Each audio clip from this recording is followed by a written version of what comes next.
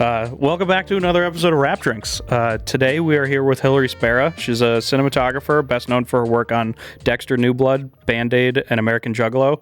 She's currently working on Daredevil Born Again, and today we're going to talk to her about her weird adventures that she's had as a DP and how she got into this. Awesome. Welcome. Cheers. Thank you. Thanks for coming in. Very happy to be here. Thanks for being here on a Sunday. Yes. Cheers. Yeah. Eyeballs. Yeah. Eyes. Yeah. Yeah.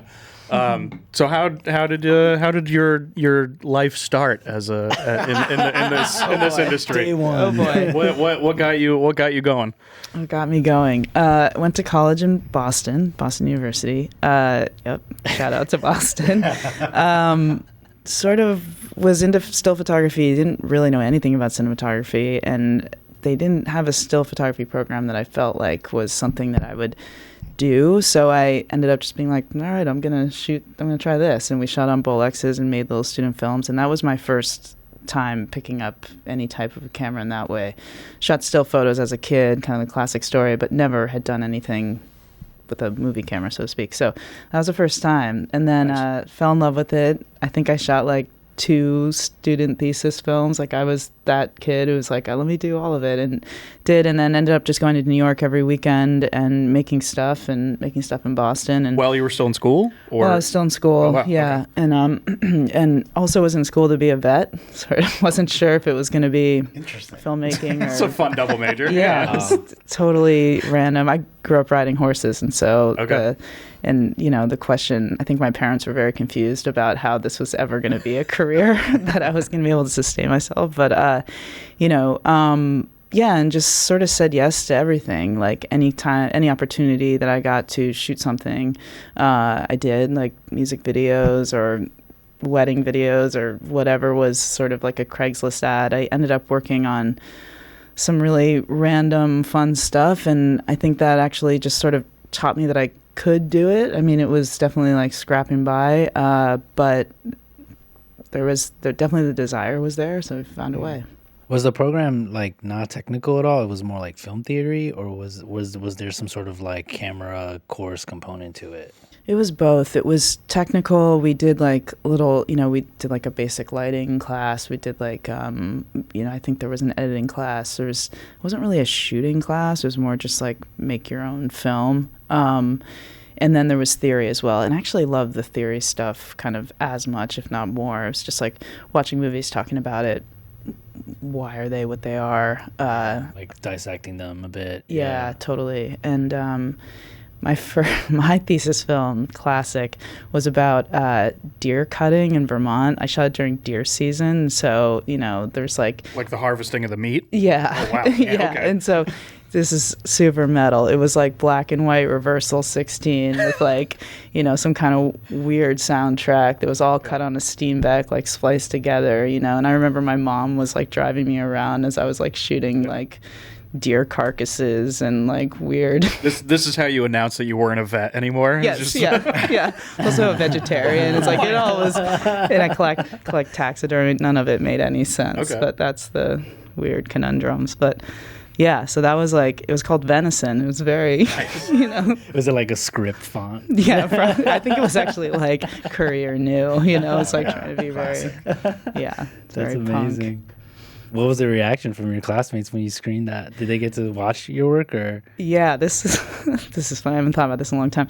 They had like a screening. They were like everyone's, student films at BU, and every other person made like some movie about like people going out on a date or like whatever, college kids were thinking about. And mine was just about weird, like, deer carcasses and that. And so people thought it was like an animal rights thing, which it totally wasn't. It was just like, I think this is cool. And, I just think it's like visual. And so I think I was like that kid that everyone was like, what is up with her? Like, where is this coming from?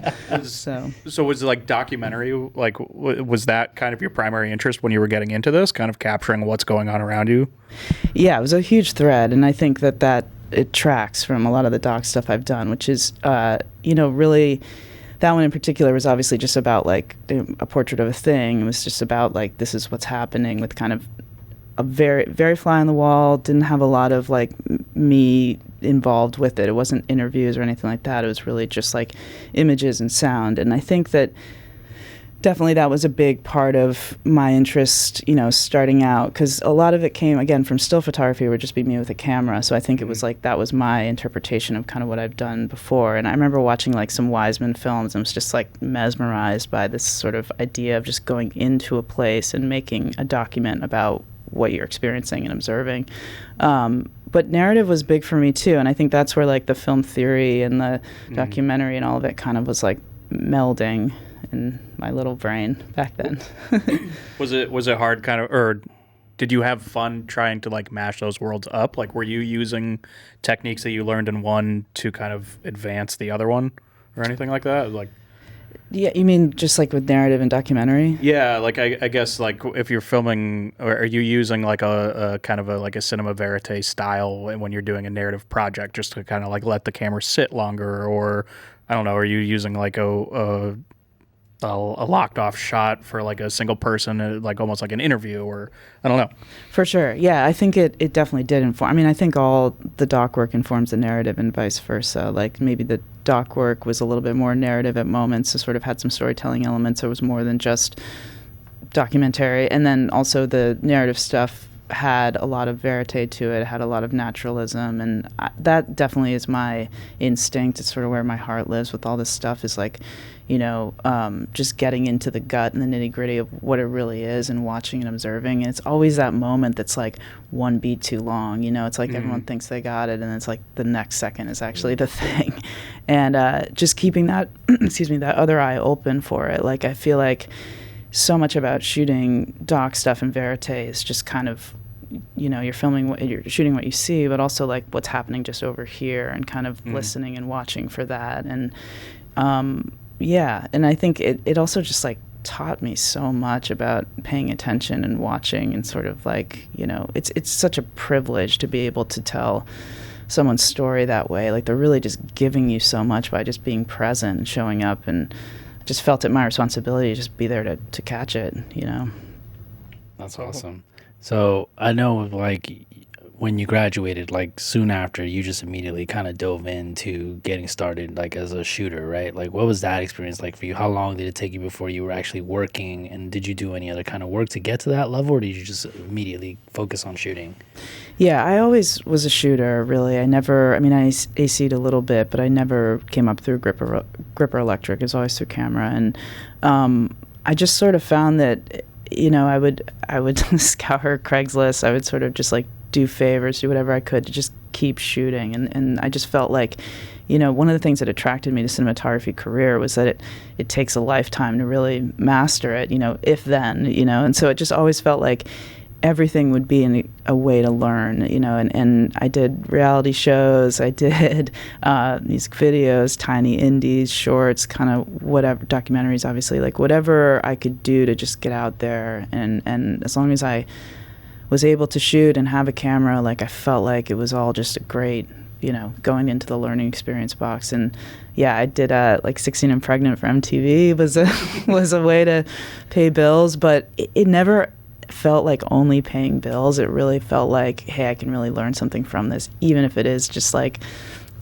shooting a reality show about teenage pregnancy. So what did you learn there? Yeah, interesting. Well, actually, I think it taught me a lot about verite. It was exactly that. Like, we would, classically with reality shows, they would set up scenarios to a certain extent, but you're really there to be there to catch it. And it's the same empathy, these are teenage girls are still going real through people, yeah, exactly, real situation, yeah. Totally. And they're not used to being on camera, and part of my job, I feel like, is making them feel comfortable and sort of staying out of their way. And they would always be talking to me kind of over the the screen, and I was like trying to kind of pretend I wasn't here and be like, just keep my eyes down, yeah, I was like, I'm not.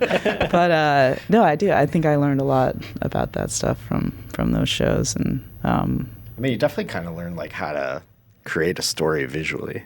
Totally. Because they don't really have this. The story comes in the edit most of the time in those things. So like what you're doing and what you're capturing is like what's gonna come through. Like, for sure. There's the producer there is not like someone who is directing what's happening. They're just kind of putting people together and going like, it's like a social experiment almost. Yeah. Exactly. There you go. So Yeah. like you as like the camera operator, you kind of do have a lot of like what you're filming and how you're filming it is kind of dictating the story that they're going to have. I think that's true, totally. And it's a responsibility as well, you know, and you get that thing where you're like, I think I just need like a couple more shots to kind of flesh this out. Mm-hmm. It's like, you know, when you're looking for like B-roll stuff or moments or beats, it's like, I think you know, just before we move on, let's just grab it. So yeah, it taught me that as well. Also just like this love of travel. I mean, I was able to just constantly be on the road, which I think looking back was so crazy critical because it just, again, you can like pick up and move and new crew, new city, and just being able to roll with that and be able to communicate with lots of different people that, you know, oftentimes you're just meeting, and by the end of the day, it's like feel like you're really close with, you know, it's that amazing kind of ability to just like be able to relate to people and also transfer like what the plan is, you know, so. Were you guys shooting on those big ENG cameras at the time? And like, how long were you shouldering that for throughout the day? We were DVX 100, Nice. 100A, I think was the fancy one when that came out. That was, which were small, but in and of itself was a challenge because then you're like kind of holding it, looking at this Little LCD screen. Yeah. But I also did a lot of like music, like stage operating, and those were the bigger ENG kind of on your shoulder. They're also tethered to a big cable, and like we had a crew. We shot like Coachella and Bonnaroo every year, every summer. It was like a 2 week or so. Like it was amazing people. It was Rachel Morrison, Bradford Young, Ben Cutchins. Like really, you know, people. We've all kind of Ari Isler was one. You know, anyway, so we would all kind of like gather together with this one company. It was super fun. We'd shoot a bunch of sets and then like, you know, have the night off or like shoot all night too. And you know, it was like this is work, you know. But yeah, it was sweaty, but taught us a lot. And that camera was actually, it was such a challenging thing because, you know, you're on this like live feed and they're like, okay, go for two, and you just like would see your tally like go on and can't really hear it because you're like right next to the speakers and everything. You're just like, and I was in the pit often, which I feel like was a bit of hazing. But you know, you're just like in there with the crowd, people are throwing stuff, and I loved it. It was super fun, super exciting. Yeah. How did you learn like when the right time to cut away for like the B-roll stuff is? Is it like even on like, you know, 16 and Pregnant or something like that? Like when are you finding the right time to I have enough of this, I'm gonna go? Is there no one in your ear on the walkie telling you stuff? You're just getting it on your own? There was, I think that we were on walkie for 16 and Pregnant, but I kind of hated it. It's like that voice in your head is really rough. And it's actually something I think about a lot with just like working on sets now with operators. Like we're all on headsets, and I hate bothering them in the middle of a take because I just would rather see people's instinct. You know, it's like even if it's the wrong instinct, let's just commit to it, and then we'll do it again, and we'll talk about it. But that sort of thing right in the middle of someone just using their intuition, and you're like, no, don't do that. You know, it's like I'd rather just be able to have that thought because you never know, it might develop into something great. But yeah, I think like for the B-roll, it's like sometimes you just feel it in the moment and you just go to it. Like, you know, with a lot of the doc work that like Sean Dunn and I did and that crew, which was very verite, we would just like, you know, you just feel it and you find the moment and you hope that it's okay to kind of like pan off them at that. You just have to like use your gut, or you're like, okay, we got it. I'm just gonna like try and grab some stuff really quick, you know. Is it nice knowing? I guess most of the time there's probably two cameras, so it's like you know that like, okay, you stay here. I need to get this other thing going on or something like that. But like, have you been in any situations where you're by yourself? Like, yeah, I worked with these filmmakers, Lana Wilson and Martha Shane. Did a movie called After Tiller. It was just the three of us. Documentary. One of them would do sound, and then I was on camera, and it was only me. And that was, there's a lot of pressure on just knowing when to find those moments. The other sort of hard thing that, you know, I forced us into, but I'm glad I did, was we'd shoot on primes. And so, oh, wow. Interesting. Yeah, which I think is great for docs because you're constantly making choices as opposed to using a zoom. So you're moving in, you're very within it. You're not like relying on a zoom lens to kind of stay outside of everything. But I would carry all the primes kind of on like a little pouch on my belt, and it was like just going for different types of like weapons at the moment, like pulling something out. But the choice of when to swing a lens, kind of as we were rolling, got very interesting. Right, and that's already like a heavy topic. So it's like, so if you miss something, you're like, we're not going back. No, like not at all. If you go back, you never get it. No, it's never in the moment. Was there a lens you were always on for the most part? It's a great question. I think this is also like another extension, but we were shooting on like photo lenses that were like adapted. So I had like this set of like contact Zeiss Yashica lenses from like the 70s that would adapted with like remember like the lettuce adapter like back in the day. This is crazy. Shot on that single person.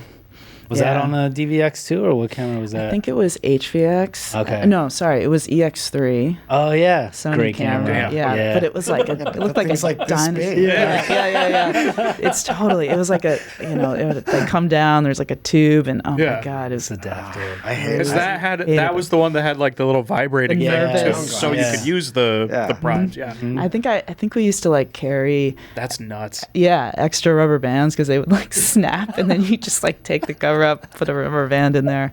So nuts. From the things that I've watched, I've noticed that a lot of handheld. Is that from like you said you started in photography? Is that something like you always liked holding the thing physically rather than a tripod, or like are you reluctant to use a tripod for any reason? Like, yeah, I mean, I do love handheld. There's something about just like. And I love it on my shoulder as opposed to like using an easy rig. I'm not great at rigs, like handheld rigs. I'd rather just feel it as part of my body and be able to move with that. It's either that or hip operating, which, being a girl, have some nice little shelf right here, which is just toss the camera on. I obviously love dolly stuff as well and stuff in studio mode, but I prefer handheld. I just feel like I can be, especially when I'm operating, I feel like I can be like really close within whatever's happening, and it just feels like it helps kind of tell the story for me as we're going. Okay. That's cool. Yeah. Were there other reality shows you worked on other than 16 and Pregnant? Yeah, we did. There was a lot. I did some Deadliest Catch, which was terrifying and hard, but really cool. And I don't know. Yeah, there's definitely an aspect of me that likes to just get in there and kind of like do the hardest thing. That is a wild, just an incredibly jump. Hard. Yeah. How do you go from like this 16-year-old got pregnant, now I'm on a boat. Like what? like in the middle of the ocean. Yeah. I'm strapped to a shelf so I don't fall in the ocean. Like how do you prepare for that? Like I don't know. I don't think you do. I think part of it I was young and naive, luckily, and just like I know I couldn't do it now. Probably I'd like to think that I could, but. I made another documentary called Maiden Trip, which we traveled around the world following this girl named Laura Decker, who was 15 years old, and she did a solo sailing trip around the world. And we were just shooting from the bow of her sailboat, on open ocean. You were on her boat? Yeah, we shot on her boat a lot, and or other boats, kind of filming her as she was making the voyage. And yeah, she just do it, just find a way. Like shooting from helicopters with like a belt strapped to you, and it's like, please don't. Did you learn any hard lessons that way, like about camera protection or anything like that? Like probably, yeah. I mean, I at that point I owned the cameras, like they were mine, so I would trash them, and they were at least just my cameras. I wouldn't have to owe anyone anything, but yeah, I definitely saltwater's not your friend. So yeah. Does that show like have like rules or anything? Like how does it work? Like in a because production has a schedule usually. You're like working 12 hours a day, but these guys they're fishing whenever they're fishing. Like So how does that work? Yeah, I think for both, in the case of both of those shows, you'd sort of be on call. Like certainly for 16 and Pregnant, it's like if we go to whatever the city was or the town, and like the girl we'd know she was probably having the baby soon, and sometimes there was like a team that was going to be ready for that, and you'd have to like pretend you were the family member to go in. I mean, it was a little bit, yeah, it was a little rough sometimes. Yeah, I know. You're like, I'm just filming the bird. Just this boom, you know, Yeah, like, I no, know. I'm really into this. Yeah, and so you were kind of on call, so it wasn't traditional hours, but they would, I think for the most part, if I remember correctly, they would definitely honor, like, you know, trying not to kill everybody and working normal hours and stuff like that. But it's like being on a boat, like in the open ocean. Yeah. Are you just living on the boat pretty much, right? Yeah, you'd go out when they'd go out, and yeah, you'd have to do that. How long were the I'm going to call it a deployment. That's the wrong word. How long were you deployed? Yeah. I can't exactly remember, but it was like 2 weeks kind of thing, or is it like a couple days? I think it was like a week or so at a time, or maybe up to 2 weeks. Wow, It kind of depended. Yeah, but there was other stuff too. It wasn't all on the boat, but I mean, yeah, I think if I remember correctly.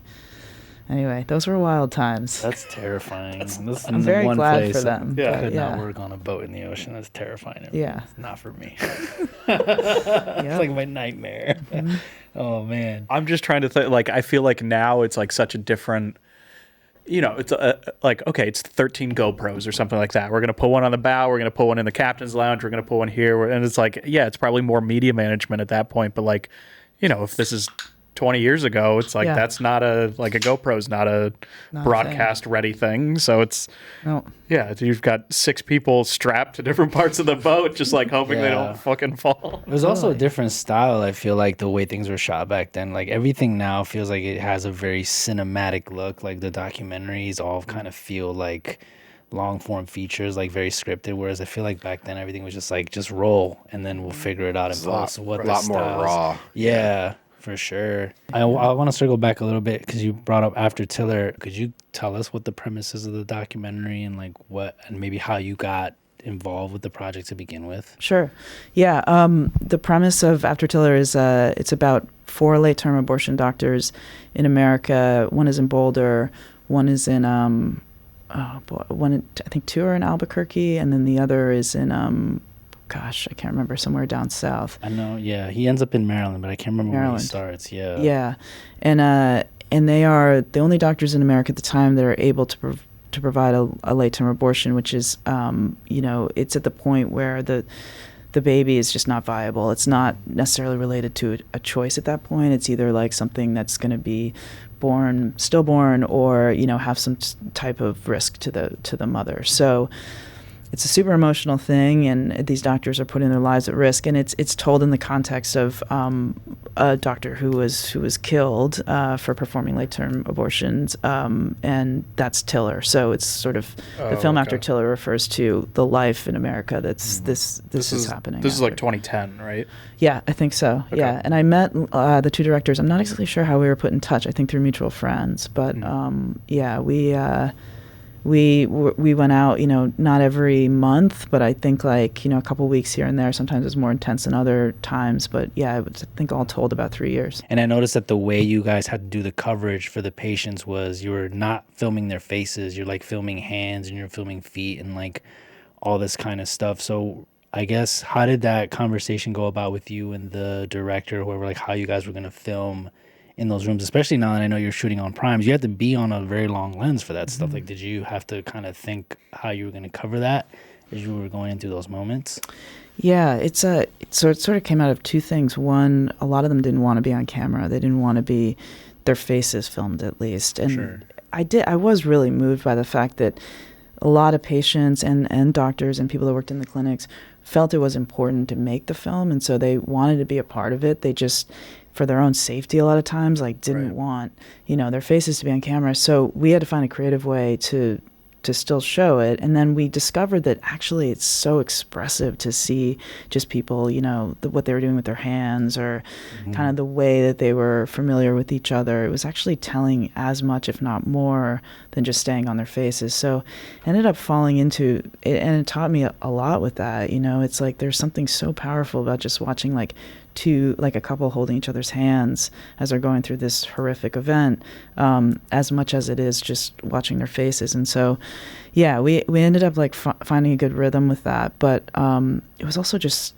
really hard hard being in these super intimate spaces Yeah. with some of these people. And, you know, we would just meet them that day or be communicating with them sort of just as they traveled to the clinic, and, you know, kind of never knew what you were going to get. And a lot of them didn't speak English. So it was like also trying to just be present but not be imposing, and you know, not really knowing kind of how they would react to what was happening. And we just had to find a way to be there and, you know, be shooting it and making choices, but also like completely fly on the wall and you know, not interacting with this event that hopefully only happens once in their life, but it's huge, you know. Yeah, so for sure. And I know that the After Tiller was kind of, I don't know if it was distributed through like PBS and like POV, and I know it's part of like a documentary series.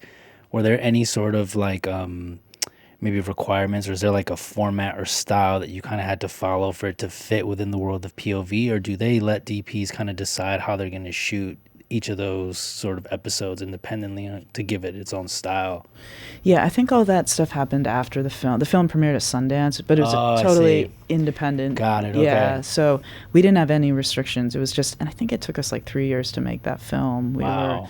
There was 4 doctors we followed, and, you know, just with their lives and going in and out of their availability, it took us a long time to make. And so by the time like the PBS or the POV thing came along, I think it was done and it was out in the world. And so luckily we were able to make it the way that we needed to. Yeah. That's really cool. And I mean, it's also just like you were basically in danger a lot of the time, I would think, right? Because these doctors had a lot of people that were protesting and then were like making death threats to them. Was there anything you guys had to do as a crew to kind of protect yourselves, or were you just kind of, I don't know, living on the edge? Yeah, we were, and it's funny, like it's horrible that this is still kind of I mean, not to make this at all political, but it's like how we're still talking about this stuff in this country.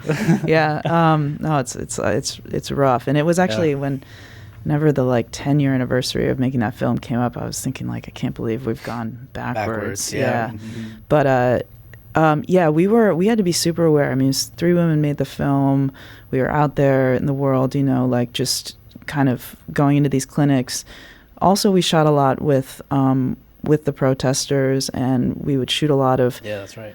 girls coming into the clinics and their families, and we got heckled a lot. I mean, the more we did it, the more they sort of recognized us, and that was really intense, and definitely very aware of just our safety. And, you know, the whole film is about a doctor who was assassinated, so clearly violence exists in this thing, and that was the reason why, you know, the film was made about the 4 doctors that are able to perform this, which is, you know, has very little to do about people making the choice to have an abortion, and more to do with just like a medical necessity of, you know. Yeah.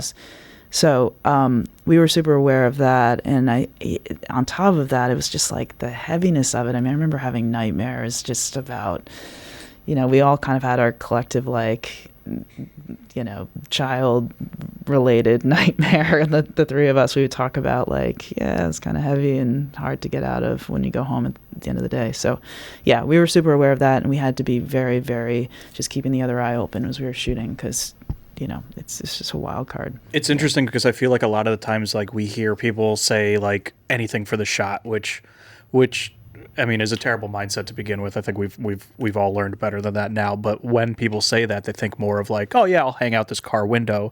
They don't think about in terms of like the subject matter, which seems to be something that you've dealt with a lot, whether it be king crab fishing or late term abortion or, you know, the Oxycontin epidemic or anything like that. So it's like, what draws you to these stories?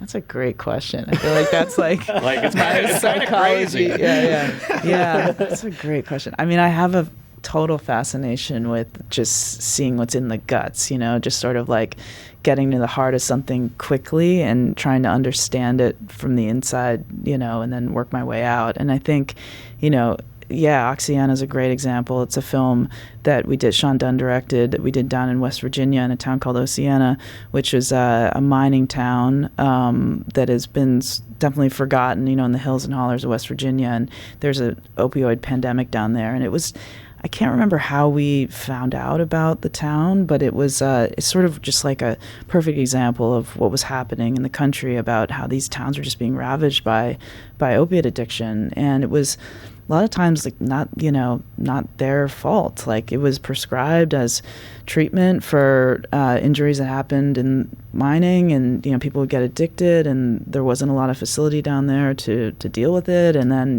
they're just sort of swept under the rug and forgotten about. And we went down there with a really small crew and just lived down there and made this portrait film about what was happening. It wasn't, it didn't interview Big Pharma. It wasn't about that. It was just about the people and what they were going through. And it was gnarly, but I'm super proud of just being able to show up and show it in a very, objective way and just say, this is what's happening. And those people gave us so much of their time and their lives with so much trust. And it just felt like our responsibility to just, film it as is and show it and show what it really was. What does it take to not intervene in a place like that? It's hard. Yeah. It's really hard, especially with the, there's a lot of kids. Because you don't get around. to, like, when you leave, you're still there. Yeah. Like, it's got to be I don't know. Yeah, it's hard, and you definitely take it home with you. And, there's another one where it was pretty dangerous, not just that people are not always in their right minds and you're in the middle of nowhere and there's no cell phone service and you're kind of like, I could just drop off the planet. No one would really know.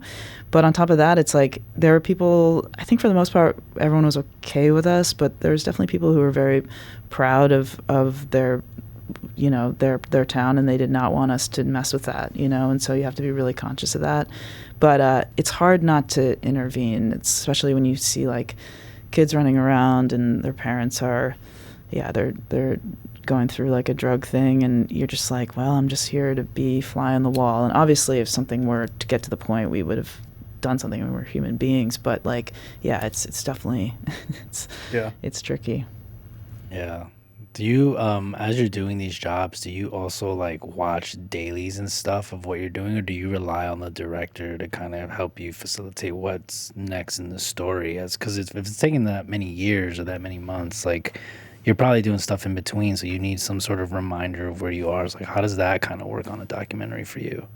Yeah, it's funny. I don't watch dailies on docs. I sort of know that we've got it. It's all kind of like there somewhere. But I, in the case of Oxyana, and I think after Tiller too, and a lot of them, like there was time in between, and they would have put some stuff in the edit and see what they need and see how it's going, and then we can sort of be informed that way. But I don't really watch dailies. I feel like I'd rather kind of just remember as it was and use that instinct, and then have fresh eyes next time we do it. I do that even, it's funny, like with narrative stuff, I'll look at stills, but I try not to just like dive back into the dailies and like agonize over what happened or what didn't happen. It's better just for me to just move forward and kind of know that we got to get what we got to get. And, Yeah. Is it because you don't want to maybe have the sort of feeling of like maybe we should reshoot that? You just kind of want to know you got it and walk away from it? Yeah, unless there's a problem or something we have to match or, Yeah. But and also with docs, it's like the dailies thing isn't really always possible. You just throw it on a drive and it's gone. Over. Yeah. Also, do you want to like relive that right then? No, you just did it one time. Yeah. You're probably decompressing a lot afterward. Like, how do you keep going when it gets so depressing?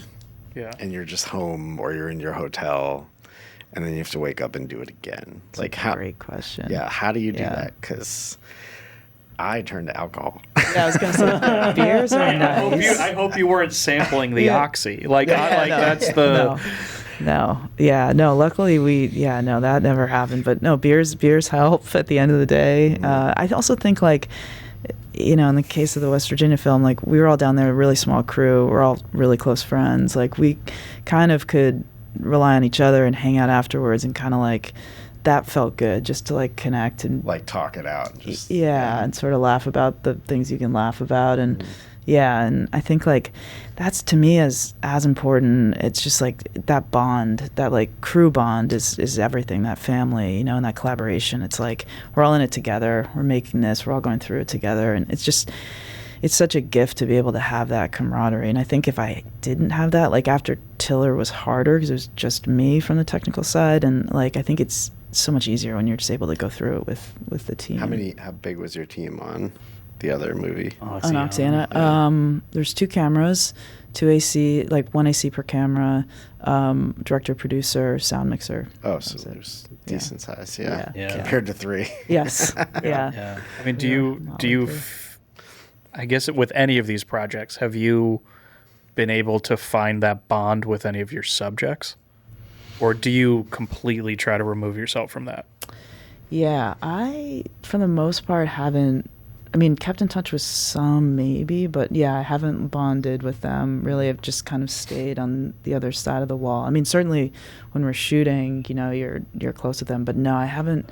Yeah, I haven't really maintained that too much. That's a good question. I haven't thought about that, but just wasn't sure. Like, I mean, if we can go to a shorter, lighter subject, like American Juggalo is like you go to the gathering, like that's a week-long party or a 2-week-long party, whatever it is. Like, and it is similar-esque in the sense that, like, if you really want to get down to it, a lot of these people are fucked up the entire time they're there. So you're documenting this kind of altered state thing, but everybody's really happy about it. So it's like going into that kind of world. Are you then going and seeing the concert that night with these same people, or are you back in a tent and you're like, I don't want to be anywhere near this? Like drinking it's Faygo. Yeah, like no, but because it's like it is kind of like a different world. Do you want to actually like that? It's a very portrait style documentary. Like you're only learning the people. You're not learning anything about the event. So were you curious about the event? Like, Totally. were you there the whole time? Like, how did that come about? yeah, Juggalo was like, I think that's the most fun we've ever had. I mean, that was like, yeah, and also Jeff Powers, who shot a lot of these films with me. We did camera together. He did Oxyana as well. We would split it up. We were always together as 2 cameras, and then we'd go and shoot like BRoll together, kind of like document it. And that part was also like just a blast, because I mean, it's like you're just there, just filming. I mean, we got covered in Faygo at least once, maybe more. Yeah, and it was like, I mean, but the energy of the gathering, I gotta say, was pretty awesome. Like it was super. You're part fun. of that family now. Yeah, we're family. Woo-woo. That's right. Yeah, Where's woo-woo. your Hatchet Man Yeah, I tattoo? know. That's the like. Totally. Fascinating. I knew nothing about. Yeah, I've Juggalos. got friends that went there for their bachelor party. It was like him and he brought, I think, 4 of his friends, and they all went to like all the shows, all the wrestling matches. They all got tattoos, and then they came home, and I'm like, "Are you guys Juggalos?" They're like, "I don't think so," but it's like, no, you're part of it now. Yeah. Like it's kind of weird. It was so much fun. They had like people come up to us and be like, "Are you guys MTV?" And we're like, "No," and they're like, "Okay, cool." Like that was the one. They didn't like they that? didn't like MTV. Interesting. I have no idea why. Huh. But, How do you find the people that you talk to in those situations? Or even with Oxyana, like how do you choose the people that you're going to talk to that day? And like, are you getting releases beforehand, or like what is this process? That was all Sean and Cass. So Cass Greener and Sean Dunn, they would find people. A lot of times it's just walking up to people and being like, "Hey, what's going on?" And then we'd have the cameras rolling just immediately. So everything that you see is pretty much just the entire duration that we're with them, and there's no second take. It's like you just walk up, you shoot it, and then that's it. And I think we would get releases afterwards. Yeah. So, but a lot of it was just them just walking up to people, and Jeff and I were just ready with the camera, and yeah, we got very lucky. I mean, and it's amazing too, like how much people will just talk if you let them, you know. And Sean was always great about just letting people, just speak. And it's the same thing. It's like that beat just after you think they're done talking, and then they say like this amazing line, which oh my God, Yeah. And actually the outtakes of that film, which I think are as long as the film, are incredible. I have to send them to you. There's a guy that's like, there's like a 2-minute freestyle just in the middle of it, and you're like, he's still going. There was still, okay. For me, it was like you did like a close-up on the guy who took the whippet, and it's just like, as he's taking a whippet, and you're like in his mind, you see him like... Yeah. And then he I've comes done back to life, I've done and a he's like, 1,000 whippets this "Family." weekend. You're like, what? Yeah. One of my favorite moments of that film, and it's like a perfect example of like all we're talking about, is like there's this guy, I think he like walked up to us and he's like talking about something, and all of a sudden, or he's like lighting firecrackers, and like I like pan off to try and find the thing just as it explodes, and like the audio gets like blown out for a minute, and then it goes right back to him, and he's like, scared me, and I was like, it's so perfect. It's like all of us were just like, what is happening, you know? Yeah. That one's nuts. I like, and I didn't realize you could put nudity on YouTube. Apparently that was, so. Yeah. Like, maybe we're gonna flag that, I guess now. Like, we just fucked it up now. Yeah.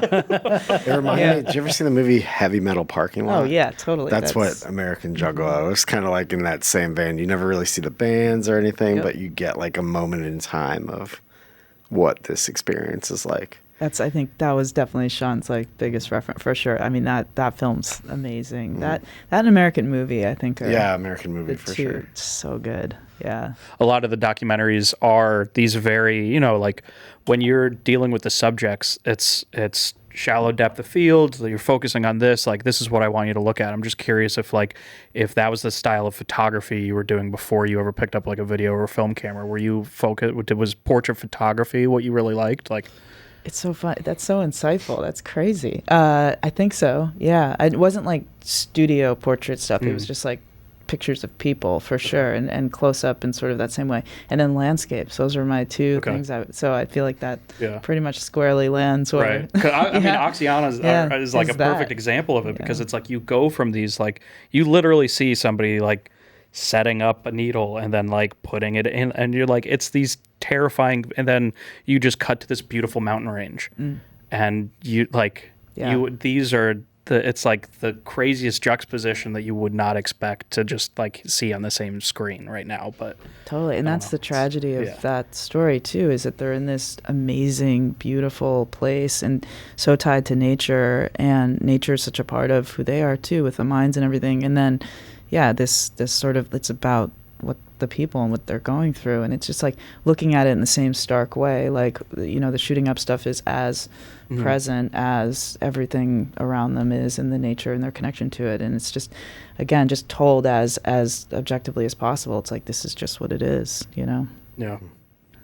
Yeah, it's I mean, no, it's kind of crazy because it's like, it is, but it's like, if you look at it this certain way, it's almost like, it's like with one change of a policy, you know, 40 years ago, something could have happened, and it's like, this could have been a tourist town. Totally. It's like, this could have easily been like a vacation land, and now instead it's like the pit of despair. Yeah, you know, Appalachia. It's kind of crazy. Well, I mean, I guess isn't that kind of the point of, I mean, I know it's a depressing topic, but like, if no one's telling these stories, like, how will we ever know that these things are happening, right? Like, even if they do feel like they're just focusing on one side of what's happening here, like, at least we have some evidence that like there is maybe, I mean, like, there's some problem and there's something happening. I think that's what makes documentaries so interesting. It's like, it presents this idea of like, you know, what's going on in the world right now. And so like, yeah, it's awesome that you're doing it, because like, but you also have to like inject beauty and some sort of artistic value into it too, because it's such a fucking depressing thing. It's like, how do you get people to pay attention to it? You know? Yeah, for sure. How do you make it poignant? How do you have that like human element to it that makes it feel that everyone can kind of relate to it as well? Do you get to sit in the edits at all? As far as like, I don't even know if this is something on purpose, but it seems like for the first half of the movie, all of like the landscape shots or like shots from the car, you're driving into town, and then at a certain point, everybody's kind of telling the end of their story, and it's like you're shooting out of the back of the car and you're getting out of there. Like, are you the one that's kind of like, hey, remember I got this shot, this would be perfect for here, or are you just editor, let them do their thing, they saw it all? Yeah, I mean, fortunately, Sean's editor, Kathy Gatto, is incredible, and she watches everything, which I feel like editors don't do all the time, especially with Verite stuff. It's like they don't. There's too much. Yeah, or they'll just look at the first clip, and you know, it's in there. You just got to find it, and she did all of that. I mean, she found those juxtapositions and those parallels in such a beautiful way, and it's all subtle, you know, but it is there, and it's funny too because. Just looking back, I think it mirrors our experience with the place. Like, you know, the first time we saw it and how things look, and then by the time we left, we sort of had more insight on it and definitely more connection to knowing what it was all about. And the leaving stuff is sort of us, like, you know, just kind of making peace with the experience. But do you feel like, I think there's an American Juggalo too, but you weren't part of that. But Yeah. Sean, I'm assuming it was still his film. Sean did it, and then Tom Fitzgerald, who was our AC on, I don't know if he was on American Juggalo, but he was on Oxyana, ended up shooting it, so it was great. So it stayed within the family, did a beautiful job. Do you ever have like an urge to like, now that it's been 10 years since like do you like, I wonder if I go back, like, do you ever have an urge to make a sequel kind of thing for yourself, or no? I would do it with those guys in a heartbeat if they wanted to go back. I don't think they would, though. I feel like they told that. I think they probably think they told that story. Yeah, but yeah, hell yeah, I would love to do that. That'd be a dream. It's like documentaries are this kind of crazy thing because it's like, well, yeah, it's great to tell a story. It is so much more like now. Yeah. You got to watch it now. And it's like, well, it's cool to look back and see something that maybe happened 20 years ago. It's like, if it's not relevant anymore, now it's just like a time capsule. Like what is happening? What is the update? Like, I don't know. I haven't followed ICP. I have no idea. I mean, like, who knows? I think like Vanilla Ice was there when we were there. Like, there was like, it was a moment in time. So yeah, who knows? Do you know his real name is like Van Winkle? Oh, Yes. it's nuts. It's Yeah, like Robert Van Winkle? Robert Van Winkle. yeah, it's like he's got like the whitest like I live on like in Newport, Rhode Island name in the world. Checks out. Oh man, that's Oh my amazing. god. How did moving from documentary to narrative work, was that just like a normal transition? Was there an opportunity for you to do narrative work, or did you decide like I want to do something different now and move into like this narrative sort of world? And what was the first kind of narrative project that you remember doing? Yeah, I was doing narratives kind of as I was doing docs, but they were like small shorts or small movies, like indie movies. And I think the reason why I was kind of doing more documentary, or at least the stuff that was coming out then was more doc, is just it was easier to do. You just like pick up a camera and go. And indie movies took like a little bit more orchestration. But when we made Oxyana, I made a film called Wildlike, which we shot in Alaska on 35, which was awesome. Stratton Bailey was on that. Do you know? Oh, yeah. Stratton? Yeah. What was he doing on it?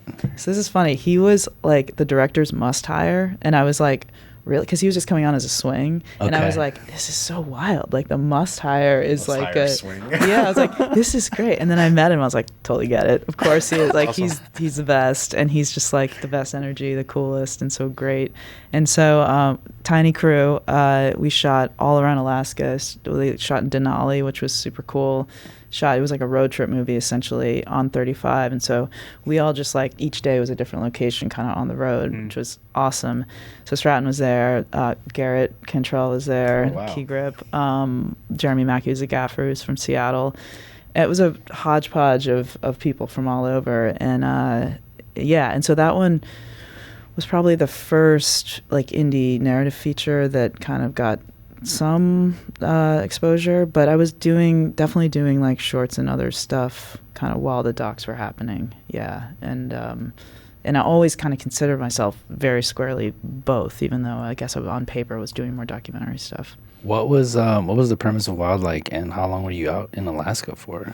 I think we were there like 4 months. It was amazing. Wow. And it was the end of the summer, which was their fall, so it was this like really beautiful time to be there. The premise is it's about a girl who sort of runs away. She had some abuse happen to her. It's played by Ella Purnell, who's now she was on Fallout. She's amazing. She's an incredible actress.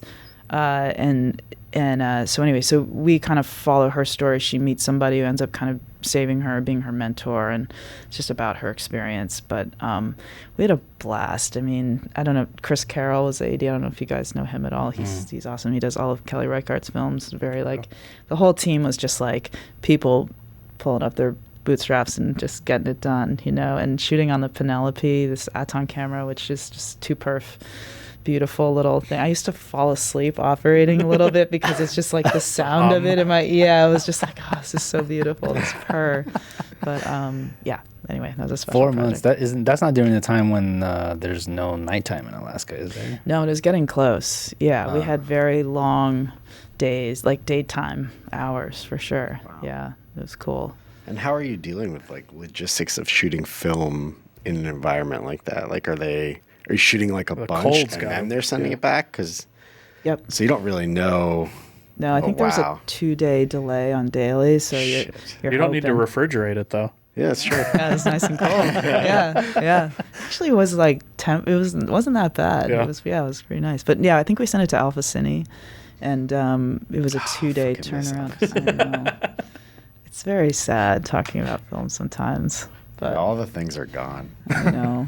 And Panavision Hollywood too. It's really Just close, yeah. they were hugely helpful and supportive to me through the years. And Did you spend any time in LA, or have you been an East Coast person your whole I've career? paid rent here forever, but I've been, I've lived lots of different places. Yeah. I never officially lived in LA, but I was there so much. Do you still like to travel for your job? Like he's brought me all around the world. It's kind of like a bonus of what we get to do. But do you find it harder, like now as you're getting a little bit older, to be on the road as much or anything like that? Or Yeah, I mean, I actually really love it. I think it's easier sometimes, I feel like, to work on location, just kind of because you stay in it. Your head just is there. You're not going home to your own house. You're sort of just like constantly in it. For it's better, like method acting worse. almost. Yeah, exactly. Exactly, method production.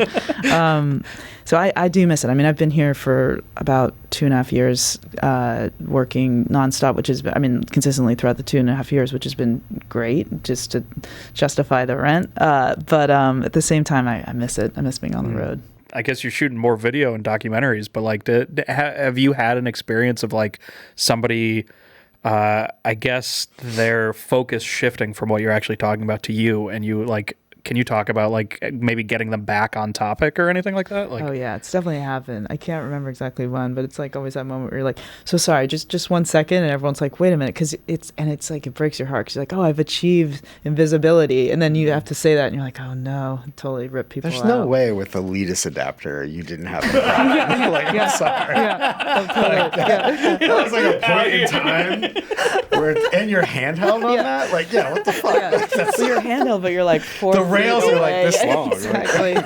Somewhere I should send you guys. There's a picture, and I think I'm like biting the LED like lens hood, because I'm like, I just need to stabilize this somehow. It's like I'm 3 points a con. Yeah, exactly. You're just like, it's out like this. I had That's better awesome. arm strength back in those days. That camera, I remember like shooting on it and then looking at the image and being like, something's weird. And it would take me like 5 minutes before I'd be like, oh, the ground glass stopped vibrating. That's what I'm like seeing. dirt Yeah, all it just over the looks image. like dirt.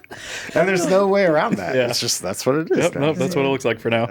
Oh man, It's like fucking people, wild. like people starting out these days, they don't realize like what we the was- little in between stages. That was the weirdest stage of camera in my mind. Well, it's funny because it's like, what was it Spike we were talking to, and he talked about how like the Alexa Mini has become an older format now, and we were like, That's what? vintage. Yeah, Yeah. we're like, that's like, but we've been working for 20 plus years. Like Yeah. that's a format. This is still new. It's so weird to like how quickly things are turning over and ugh. Totally. I mean, there's been a resurgence of like that VHS look. I feel like on a lot of like music videos and stuff too. Like people like that old sort of, analog, I guess, look in their film too. They like the look, nostalgic. but they don't want to deal with the work. Right. Well, I don't think they're shooting Like to tape. I think it's blanking just tapes like and- I feel like it's like a handy cam that shoots like that, but it's on a card. It's Yeah, not probably. actually tape. Probably. Yeah, Post work. yeah. I don't miss dealing with tapes. I just pulled out. I have an HVX2. Apparently, it's been sitting in storage for all this time. I just pulled it out, and like P2 cards are so big. Yes. Like And I so small forgot. at the same time. Yeah, they have like 10 minutes of Yeah. footage, but it's. I mean, I was like, wow, look at this. It's like it looks like a cartoon. Yeah, it was like a S by S reader or something, and it was Yeah. like Firewire 800. It was some weird port. It was the worst.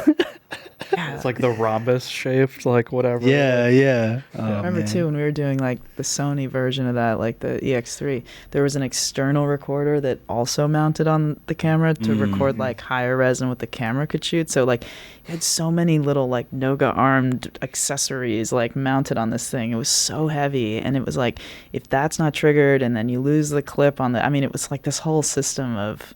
And you're downloading it by yourself. I mean, I was at least. In like a Yeah. hotel room at night. I was like, okay, just fingers crossed. Like, it's all What there. was that your workout routine, or did you kind of do anything to kind That of was prepare it. for this? Okay. yeah. Strong on one side only, like just one arm. Just walking crooked. Yeah.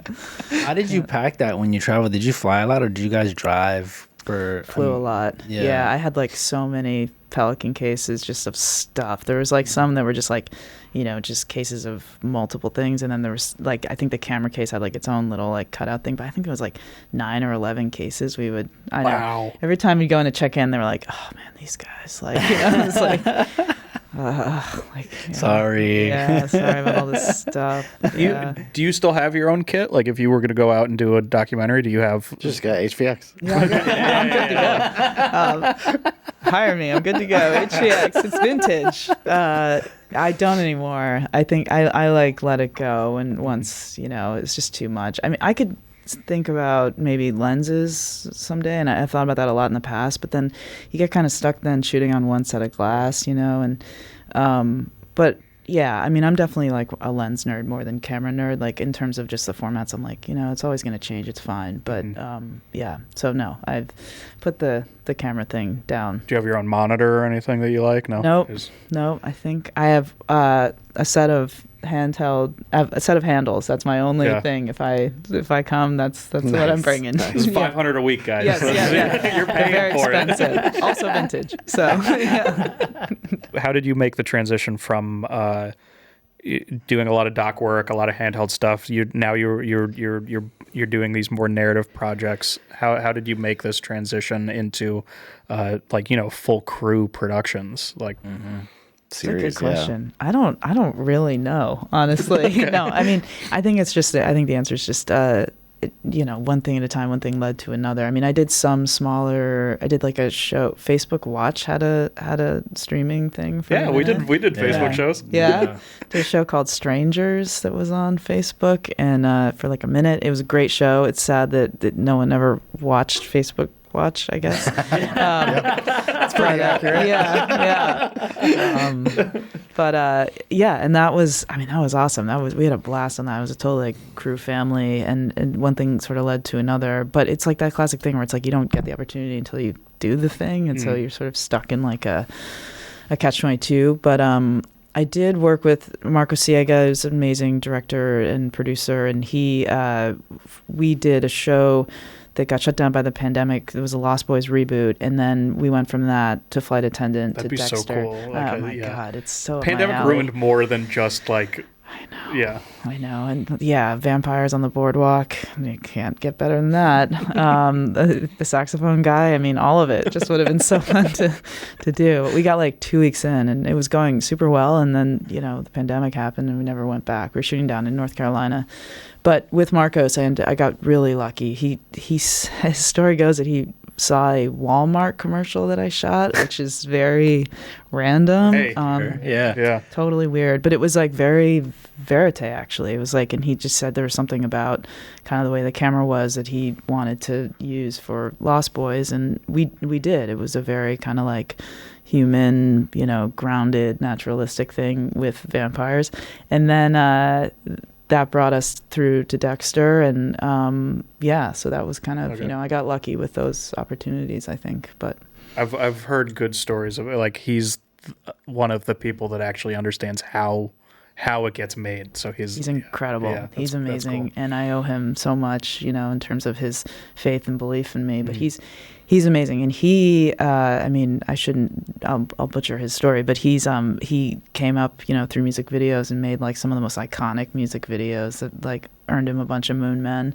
I think he did like Weezer, System of a Down, like all these kind of just like really incredible iconic videos, and totally like he was the hustler. I think he grew up in Queens, like totally brought himself up, and he's just the guy that knows everyone's job on set and respects everyone, and just he has a great plan, and he's nice. He's amazing. Yep. So, what was the first show that you actually got to do with him? Was it Flight Attendant? No, it was Lost Boys. Okay. Yeah, and then we did Flight Attendant. But so that was just prep, though. Did you actually shoot anything? We did. Yeah, we shot about I think a week and a half. Oh. Okay. And then so this was like March 2022 or 2020. Yeah, I think our last so you literally day got was shut down. Yeah. Totally. I think it was like the 16th of March, and then I know it was brutal. And we were shooting on these like super beautiful like Tadeo vintage anamorphic glass that he frequently likes, and they're just like all the problems in the world, but awesome. Like, it was like we got them from some place that pulled them out of a dusty drawer and they looked like it, but it was great, Yeah. Anyway, and it was just one of those moments where it's like, it's all going so well. And then that's it. So, but Flight Attendant was the first full season, I guess. But exactly. It was season 2? It was season 1. We did Okay. the last 2 episodes. We did the finale of that one. And then I think that had just come out, and I think he might have even let me know that Dexter might be coming back. And I was super stoked. I mean, I'm a big fan of the original series, and he did the original series as well. So he and the showrunner and the writer are all very tight, also with Michael C. Hall. So they talked about bringing that back. And then the classic question was, how are we telling the story of where he is? And now it's in upstate New York, so to speak, although we shot in Massachusetts, as opposed to Miami. And so it was a interesting challenge, because the first question sort of I had was, how does this feel different, or do we have any freedom to sort of change from the original show, which was 10 years prior, I think. So lots changed, but and we brought a lot to the table just in terms of the visual design and the look, and a lot of conversations about color tone and what it meant for this story, and how to change it. So that was one of the interesting parts for me, was like, okay, we have freedom to like redefine what this is. I mean, I guess the change of scenery or location really kind of opens yourself up to that, because it makes that transition a little better. Totally. Okay. Yeah. That's awesome. Yeah. What were some of the challenges of doing that series? and I only know some of them, but I wasn't there for the whole season. But like, I was brought in easy, because I think my first couple of weeks were when you were out in Shelburne Falls, and my job was to ride around on my scooter and make sure all the Christmas lights were plugged in. I was on one side of a river by myself, and I was babysitting.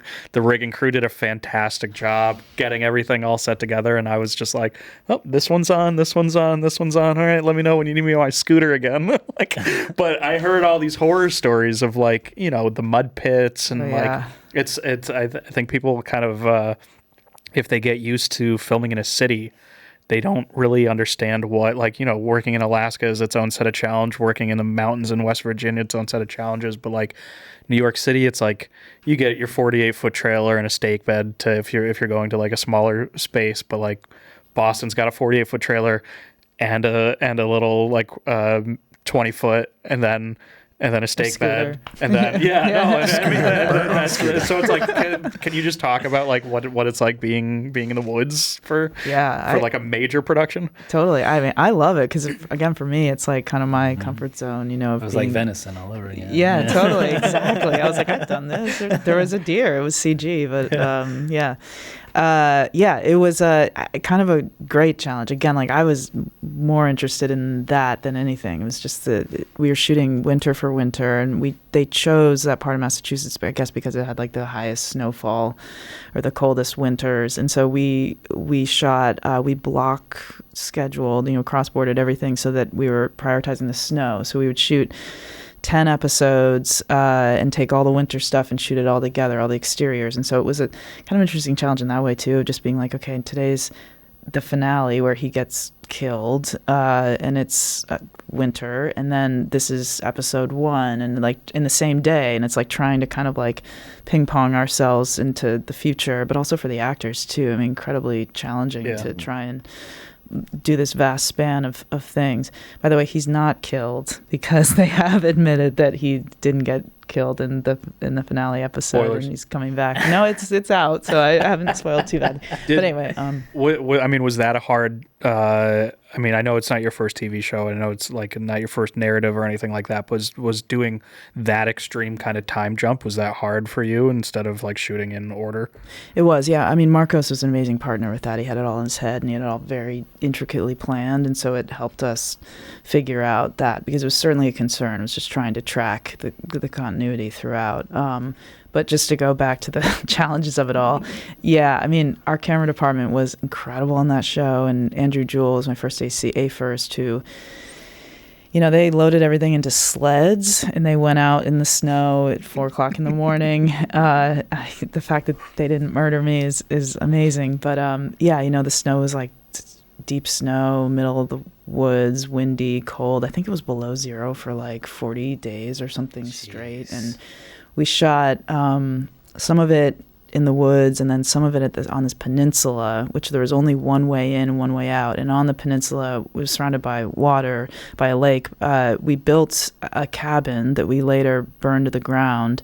And the one way in and out was this, like, basically a logging road that once it melted, and then we were creating fake snow for at least a month, it just turned into a mud pit. And it was like, I mean, mud like no one has ever seen before. I mean, everything was getting stuck. It was hard to work in, you know, and it was just so time consuming. I think it was like a 45-minute commute just out to the peninsula from where you would park your car every day.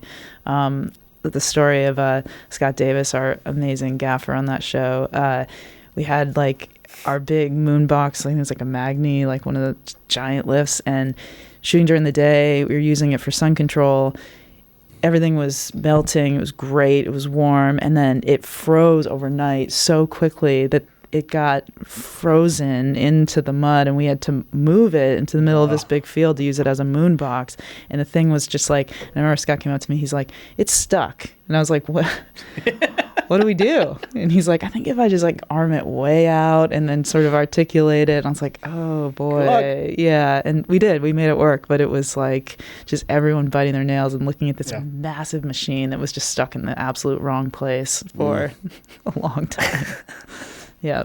How did you get it out? Did you have to wait for it to thaw out? Yeah, to wait for it to thaw. I will say that crew I don't think is really strangers to that thing. I remember on Castle Rock with their rigging crew, a lot of the cable was laid down in like July or August, and then it was picked up in February the next year. And I've got videos of us like with sledgehammers and crowbars breaking ice, getting the cable out. And it's like it was literally one of those things. It's like, don't let go of the end of the cable when you unplug it, because you will not find the run again when it falls back through the snow. And it was some cable intense. may have been lost or left or stuck or what. Scott's like the king of, we had like a football size area filled with snow that we had to shoot this night exterior, and it was like big scene, you know, there's like cop cars and there's murders and all this stuff happening. We had to cover this huge area looking, of course, in like 360 degrees, and he just like would put sources in the woods in such a way, up on hills, like he'd just do these scouts by himself, or he'd just walk the perimeter and figure it out. And it was amazing kind of what we were able to do. And so those moments where I was like, is this possible? And he's like, yeah, we'll find a way, you know. And anyway, he's this is two things. A, do you think all the work was worth it? Absolutely. Like, what's kind of like the payoff for that kind of struggle? Yeah, I personally, I do. I think the crew does too. I think, you know, they will fully admit that it was one of the hardest jobs, if not the hardest job. But I think it's worth it. I mean, it all ended up on screen. Like, you see that, and it's like, if we had blown snow or, you know, sort of compromised something visually, it wouldn't have ended up in the same way. I mean, you feel the cold. Like Michael, even, you know, Michael C. Hall running through the snow. He's running in like 2 foot deep snow, and you feel his breath and his fatigue and all of that. And I think it is worth it. I think that's the way that you make that feel as real as you can, you know. I would do it again in a heartbeat. I thought it was, you know, it was hard, but worth it. Yeah. And then I guess on a hard project like that, I know that crew personally. Is it, and I guess, do you get involved in, there are a lot of shenanigans that they do to like keep things lighthearted. Is how important is something like that when you are struggling in these kind of crazy scenarios? Yeah, we have a blast, honestly, and for me that's critical. Like we like to have a good time, like work super hard, but make a lot of jokes and laugh as much as we can. And can't always laugh, or sometimes it's through pretty gritted teeth. Yeah. But when you can, I think it's important. And that, when it comes to hiring, is like one of the most critical things for me. Is like, who can I be in the trenches with as a family? And who, you know, it's more than just like, so many people are talented. It's not just about that or ability. It's really about just like, can we all get along? Like, what's the dynamics between camera and grip and electric, and kind of with the rest of the team, and considering all of that. But yeah, I mean, we had a lot of great laughs during that, and that was what really got us through, you know? So, and yes, the electric team are hilarious and wonderful and just the best. I mean, the swimmers are evidence of that. So for me, it was really nice, like coming to Boston and working with a team that knows each other so well and genuinely enjoys each other. I mean, it's like you're always nervous coming to a new place. And I try and, when I can, like if I'll interview a gaffer first, be like, who's a key grip you like working with? Just because it's keeping that family together is so important. So it was awesome to just come into Scott's crew and be like, all right, yeah, this is like already a family, you know? Yeah. So, yeah. You don't have any must hires from New York when you go to Boston? Stratton Bailey. I did bring... I mean, Andrew's in New York, right? Yeah, we brought the camera team. We had local camera as well, but we brought like ACs and operators and DIT from New York. Yeah, because I just worked with them a lot and knew them really well. So yeah, that makes sense. Yep.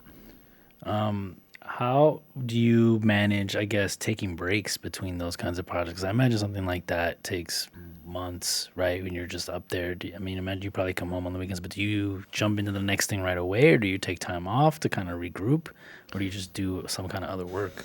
Yeah, it depends. I try and take some time off. I just feel like I've got to reset my brain, and I'm only good if I do that. I feel like burnout's a real thing, and certainly for me, I just, you start to lose perspective. So, but you can't always, like sometimes the next opportunity comes up and got to take it and got to do it. But I try and build in little windows, and my brain reset is just like sort of just driving into the horizon and taking road trips and doing photography and hanging out with my dog and going back to Vermont, those kind of things. Like being in the woods really helps reset for me. But yeah, traveling. I have to usually get out of the city as much as I love it. It's like, it's just too much. Yeah. For sure. Yeah. So what was your next project after Dexter? After Dexter, I did an Apple show called Extrapolations, which it was like it's just like a single episode. Each episode was a different director and DP. So I did one of those, and then I think we went right into. Oh no, we did Parenting, which was HBO Max, Warner Brothers New Line comedy horror feature.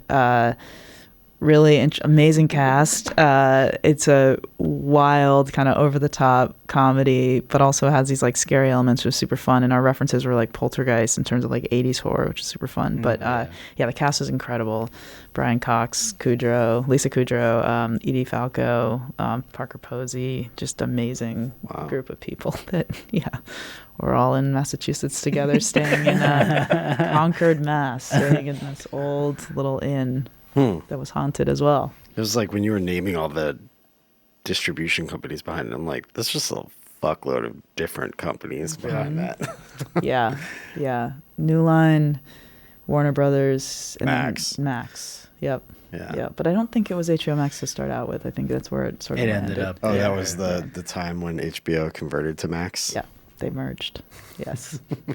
I know we talked about this a little bit out there, but is it worth talking about kind of like what your vision is going into a project versus what that project ended up as? Sure. Yeah. I mean, I think it definitely became more comedy kind of as we went, which again, if it should be that, it finds its way, and that's, you just sometimes have to get out of the way and let it be. But does that change like how you're filming the thing though? Like if you prepped for a horror movie and now like it's more lighthearted, are you changing like your lighting techniques or your camera movement or? No, I don't think so. In fact, I think even if it had wanted to be a comedy with horror elements, I would have shot it as much like a horror movie as I could have, just to give it that, it's like, it should feel, it should just have that seriousness to it, even though it's this broad comedy. I think if it leans too far into the broad comedy, then you're just kind of doing it as on the nose as possible. So I think that contrast actually kind of helps it. I'm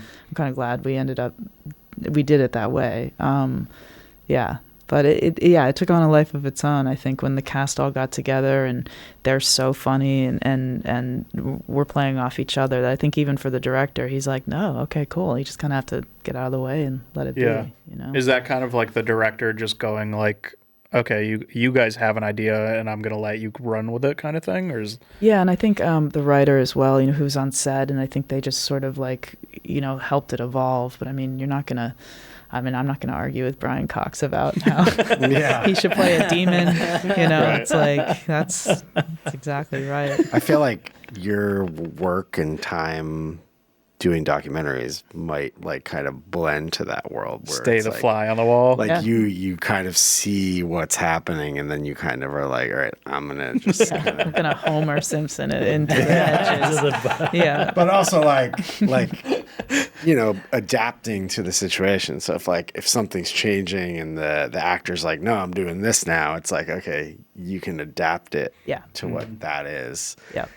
easier than someone who maybe is like more rigid and like, no, the storyboard looks like this. This Yeah, is what must we're be doing. this. Yeah, exactly. No, totally. And I think DPs, I mean, I can imagine people getting stuck into that kind of like purgatory where you're like, but I see it in my head and it's what we've planned. And it's like, but this is what it is. And sometimes you just have to find a way to allow it to be and maybe pull back whatever elements you can still do, but just have the confidence to be like, okay, we're going to move forward with this. It's like if that many things are telling you it needs to be this, it's like you got to pay attention to that, and be able to sort of adapt on the fly, I think. But Has there ever been like a situation where you've been in something like that and you're like, oh, we're doing it this way, and you come to a realization like halfway through that you're like, no, we need to like switch, and then like what's the moment where you have to be like, stop doing this way and then let's like pivot essentially? yeah, I mean, it definitely happens, and it's like hopefully you're with a team that could do that, and like my process is always, it's like the same across the board. It's like just going to everyone and being like, okay, this is the plan. Like, can we do this? Can we do it quickly? Like, what would be the repercussion from it? Like, just let's talk about it really quick. And I think one of the things I'm so fortunate with of rolling with the similar crew for a lot of years is like we all know each other's like abilities, and we can sort of say, okay, yeah, we can get this done, and you can kind of trust that. And then it's also just like having a director, hopefully, who also is able to kind of pivot, because a lot of times it's like you can see directors will get a little lost in like the change of plans kind of last minute, and you have to be kind of conscious of that too. But yeah, it's definitely happened, and there's a sweating moment where you're like, okay, yeah, we're going to move all the stuff over there. Just going to do it once, and then it's going to be that much better. And then it always ends up on screen. That's like... Because it is a big, like, especially at that level, to make a decision where you're like, stop, move. Yeah. That's it's like turning around a because huge now cruise everyone's ship. now like looking at you like, you need 25 minutes, and you're like... I do. Yeah, it's like... yeah. I mean, can you talk a little bit about as far as like relying on your crew too, like knowing those people? Because going from a 3-person documentary crew, like you're not lighting these scenes, you're going into a spot as it is, and now you're working on this big production where it's like, okay, there's 6 lifts in the air, and there's a whole town lit up, and like what does that mean to actually now like I need to trust these people? They are the experts. They have done like what is that? Yeah. By the way, I forgot to say there were a psychotic amount of Christmas lights. No, yeah, I was gonna say In Channel cranes, Falls. but then you also have Bert on a scooter. yeah. Is the scooter gonna be okay though? The Christmas light's gonna be okay. There's so many in that town. Yeah, I mean, I trust my collaborators 100%. Otherwise, like, wouldn't be working with them. It's like that's critical. And I micromanaging, don't want to do that. I just really like. In Scott's case, I trust Scott. Scott's like, nah, this is gonna be a bit of a thing. Then I'm like, okay, let's talk about that. And if it's not the right thing, I trust you. And I think like for me, oftentimes my job is like facilitating and helping manage, and then helping to get out of the way to let people do their job. I'm not going to like breathe down their neck as they're doing it. I trust them. That's why they're there, and a lot of them, Scott's case for sure, way more experience than me, and like that's worth its weight in gold. And it's an opportunity.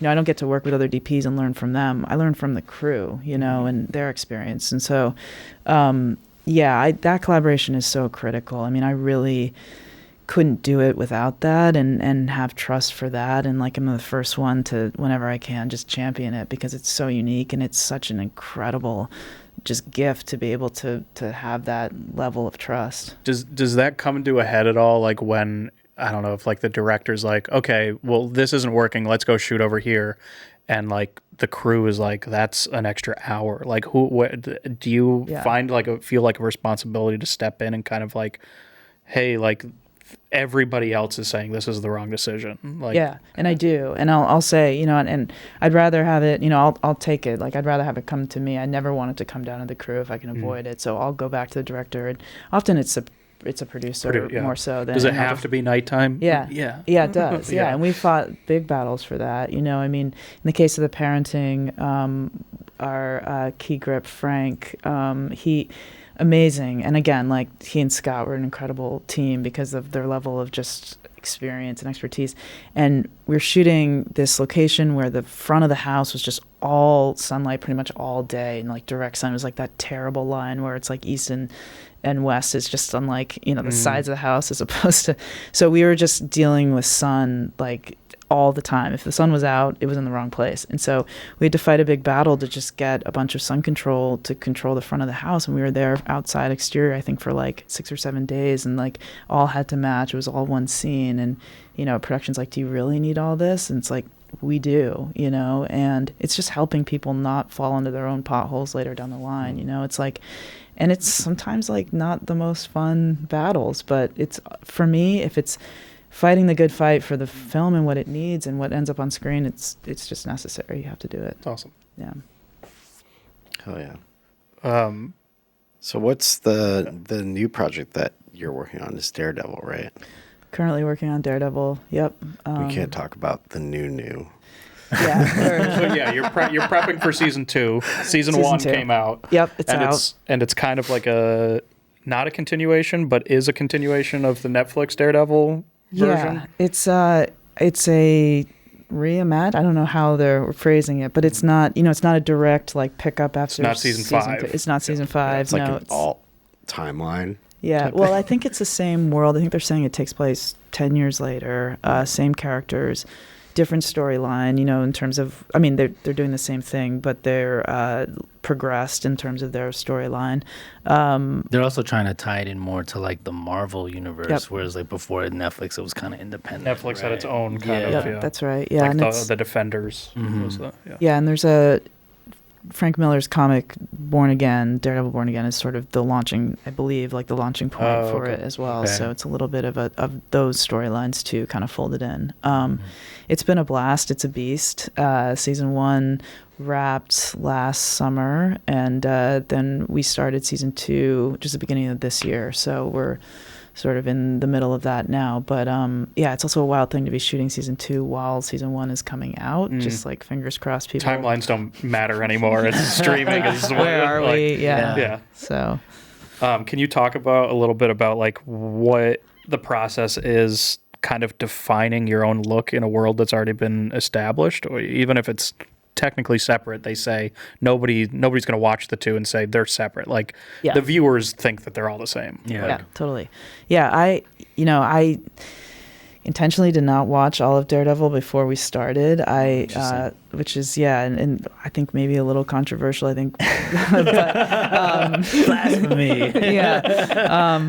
Just for the really simple reason of I just didn't want it in my head. You know, like I just wanted to be doing it.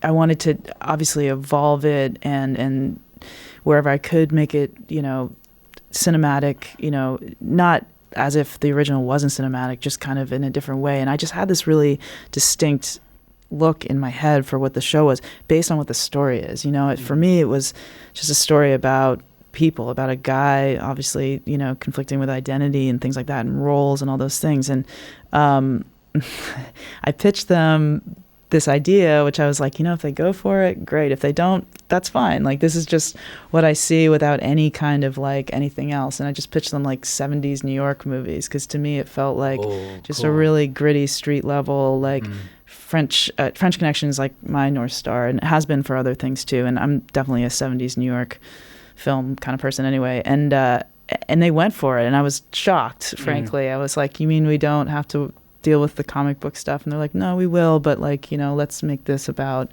a more ground level human thing. And that's what we're doing. And then those comic moments like really stand out. We really earn them.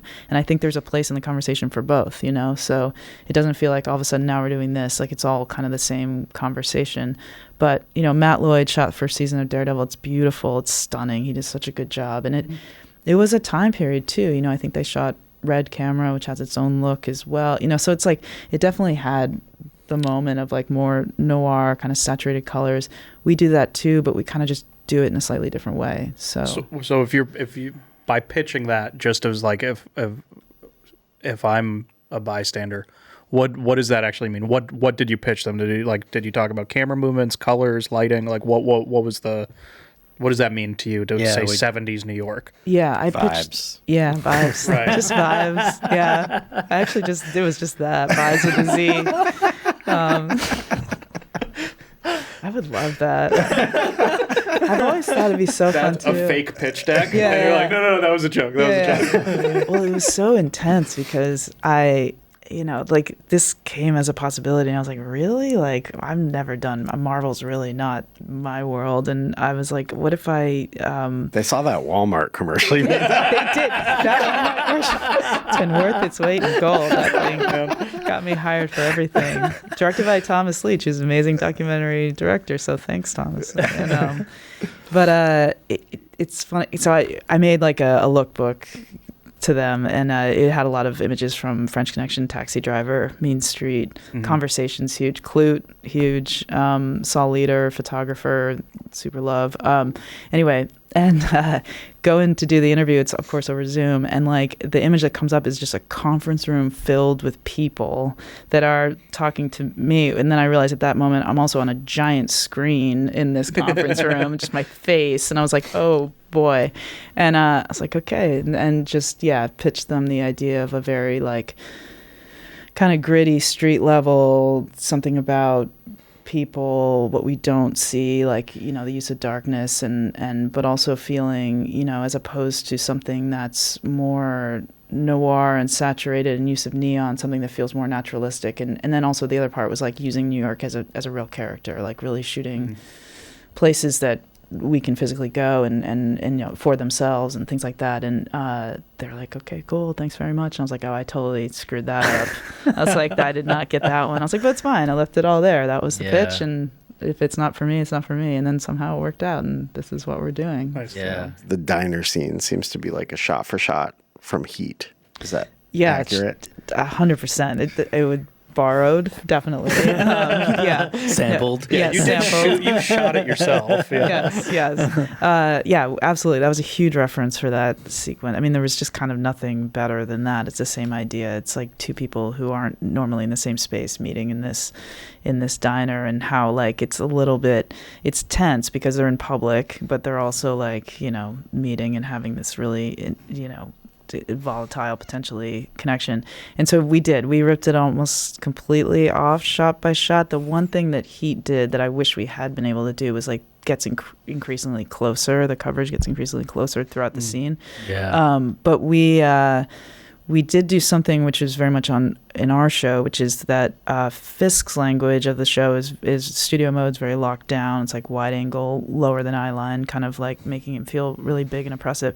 And Charlie, Daredevil's side is always handheld and usually a little bit longer lens. And so we shot the two sides of coverage that way, and it's very subtle, but it is there, of just like handheld, mixing that with studio.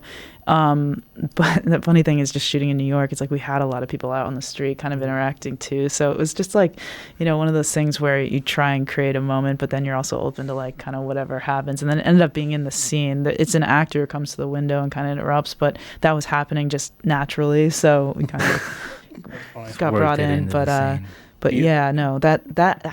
scene is one of my favorite. It's not like the biggest in terms of like stunts or action or whatever, but I just think it's like their performance is amazing, and it's really cool to just see them just talking. When you're doing something like that, do you have like that scene pulled up for like playback that you can watch and be like, okay, no, we gotta move it a little bit, like? Yeah, no, we didn't, but we had talked about it a lot in prep, and sort of felt like it was burned in everyone's brain. Nice. Sort of say Heat, and you're like, everyone's like, yeah, of course, that's like that awesome sequence. But there was a lot of that. We did like the conversation in terms of the 70 zooms was always in conversation about the conversation.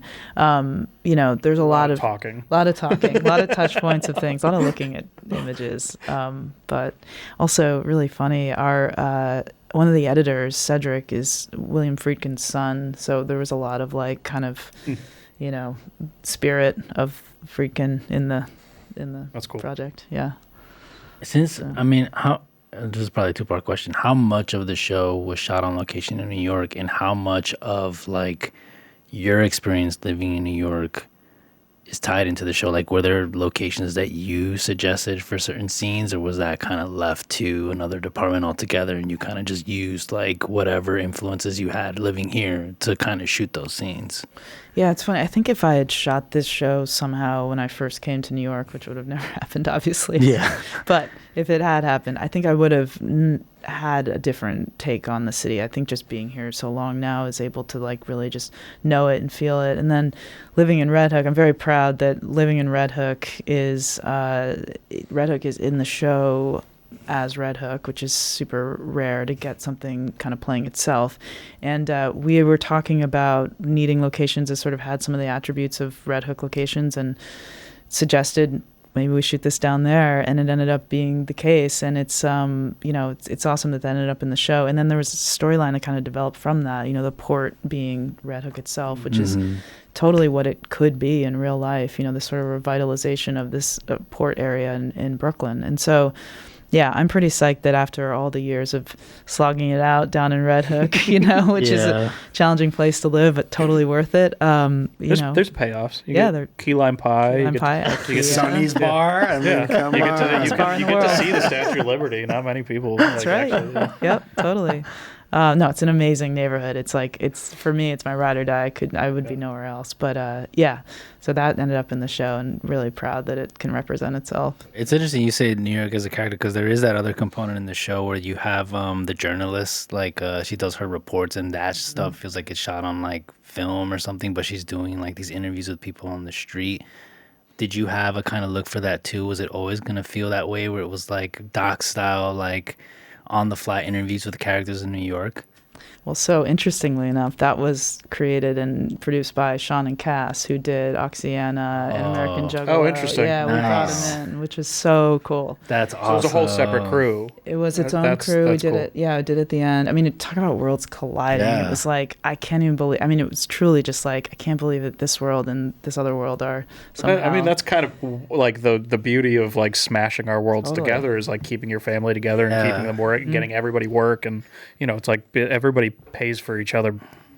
That's the best part. And it was like dream of dreams. It was like, these are the best people on the planet I know that can do this, and they got to do it. That's sick. And it's like, talk about like it ending up on screen, like the subtleties of what even though it's narrative and all of that, but like the subtleties of what Sean does as a director, and the way that he's able to say like doing these interviews and like finding these people. I think the process was not scripted necessarily, but just like talking points, and then like real people casting, and what they would say became the thing. And then we shot it spherically as opposed to the show, which is shot anamorphic, and wanted to give it a bit of a different look, and created this thing in the DI actually that was I would have loved to have shot it on film, but we shot some 16 reversal, some chrome, and took like the grain structure from it and some of like the attributes, and created something in the DI that kind of we lay over it to make it feel a little more textured. I mean, it's funny. It's a little more effecty than I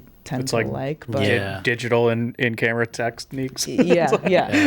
So, but I'm glad it's in the show, and I think it's actually in it way more than I imagined, which is cool. So I think it's a nice break from it too, because it's so focused on like the characters of New York, and it's a commentary on like what's happening with the overarching theme of the show too. It's like the people in the city complaining about what's happening, and then these two main characters dealing with what's happening from their own perspective.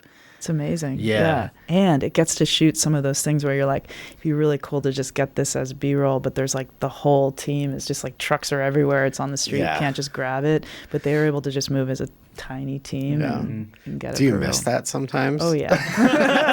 You're like, I want to be over there. I feel like at the level that you're operating at, you're probably like looking at something and you're like, oh my God, I should go shoot that. But you going over there is like, truck's got to move. This has to move. You turn around, there's like a PA. It's like this sweet PA who's been assigned to just follow you everywhere, and you're like, no, you don't have to. I'm just wandering. Just let me go. Next project, I just want to be operating with a tiny crew. I just would love to do that, because I really miss it a lot. Yeah. There's also something really cool that you do with the show where you you stylize the way that like Matt Murdock, Daredevil, uses his like super hearing to understand what's happening in the environment. I think like there's always been a version in every, you know, world of Daredevil, like in the Ben Affleck movie, in the last show. What was that conversation like for you and the director and like maybe the showrunner, like how you guys were going to show that superpower and make it fit into the world, and what were the sort of like rigs you guys used for that to make that happen? Yeah, that was one of the big things too in the pitch that sort of I talked to them about, was like, let's create this language for the sensory stuff, because it was something that just reading the initial scripts was like, that's a fascinating visual you know, possibility. And that's actually, we talked about like Saul Leader's photography and the way he's able to obscure things and sort of show obscurity, and all in camera, very analog. And so it started out as something we would always do in camera, not use VFX. We would do it with lensing, or we'd do it with lighting, or we'd do it in some way that was like we looked at everything, lens babies, weird filtration. Panavision built us this like bellows system, like mounting like almost like a lens baby or something. Yeah, it was like it was like a very analog lens baby, but they did this amazing thing, and we messed with like the look of like seating a lens on a camera kind of thing, where it's like, but all of it never really fit, because it's like, this is a non-visual sense, like he's using, you know, not vision. So it's like trying to show a non-visual thing visually is actually kind of an interesting challenge. And, you know, it's all about his like peripheral and what he senses kind of, you know. So that eventually evolved into this thing where we had this crazy idea of mounting, it's like a 3-camera rig, which we mounted on a single dolly on like this head that the Key Grip Matt Staples had built, where it was basically just a plate, really simple. The middle camera was a long zoom, had to be spherical because we were going to mess with the aspect ratio in post. And so middle camera is a zoom. We did a dolly zoom with the rig, and then the 2 flanking cameras were just very wide angle cameras that would kind of, you know, capture like almost like a wider than 180 type of image. And then VFX later, when the aspect ratio opened up, would stitch together these 3 frames. Wow. And then as it zoomed back in and like kind of targeted in on what he was sensing, the aspect ratio would shrink back down. So the idea was like, it's almost like tuning a radio dial, where you're like hearing all the things and sensing all the things and then targeting in on one. I think it's really cool. Trying to explain this to everyone throughout the world, like, this is how this is going to work, was definitely an interesting challenge. I mean, did anybody fight back on like the idea of the aspect ratio changing? Because it's like, that seems like for 90% of, more than 90% of movies out there, it's like we're locked in. It's 218. It's whatever. You know, it's like, how did that conversation Is it though? go? I feel like we have too many aspect ratios now. We do. But I mean, in the sense of like a project, when a project chooses an aspect ratio, like that's what they go with. You know, it's like to change it, you are changing the world like that. Totally. And it's like, it's kind of amazing how some people don't notice it, but it's like, it like, dude, like that's different. Like, yeah. No, I will say like Marvel, surprisingly, I mean, at least surprising for me, only because in the past I have had to have a lot of those conversations. They're really supportive, creative, you know, we have to show it, we have to test it, we have to all be on board with it. And there are a lot of people that have to approve, you know, the idea, but they're really open to like, all right, cool, let's talk about this. And if it's like best creative idea wins, and that one took a lot of testing and very patient VFX team to sort of like, you know, because there's a lot that they needed in terms of lensing to make it work, where the stitch points are and stuff like that. But Marvel got on board with it, and I think, you know, it's cool because, again, like, you never want to do something that's just gimmicky, but I think like it's a really storytelling idea, because it really kind of like visually shows his ability to target. And then we ended up like, for other sensory stuff in the show, there's still some of the smaller beats which are just lensing or, you know, all in camera effects. So this one ended up being a mix of analog and VFX, but I think it works. And Yeah, you guys also, I feel like in the show they don't overdo it. You kind of establish it in the first 2 episodes, and then you kind of skip ahead a little bit, and you kind of dial into like the last moment of the effect, sort of. So you already know what you've it is. established what the power is visually, so you can kind of skip ahead a little bit, which is totally cool. Yeah, I think if you use it too much, it would just get like really gimmicky and it's like this. I know. Where are we? Yeah.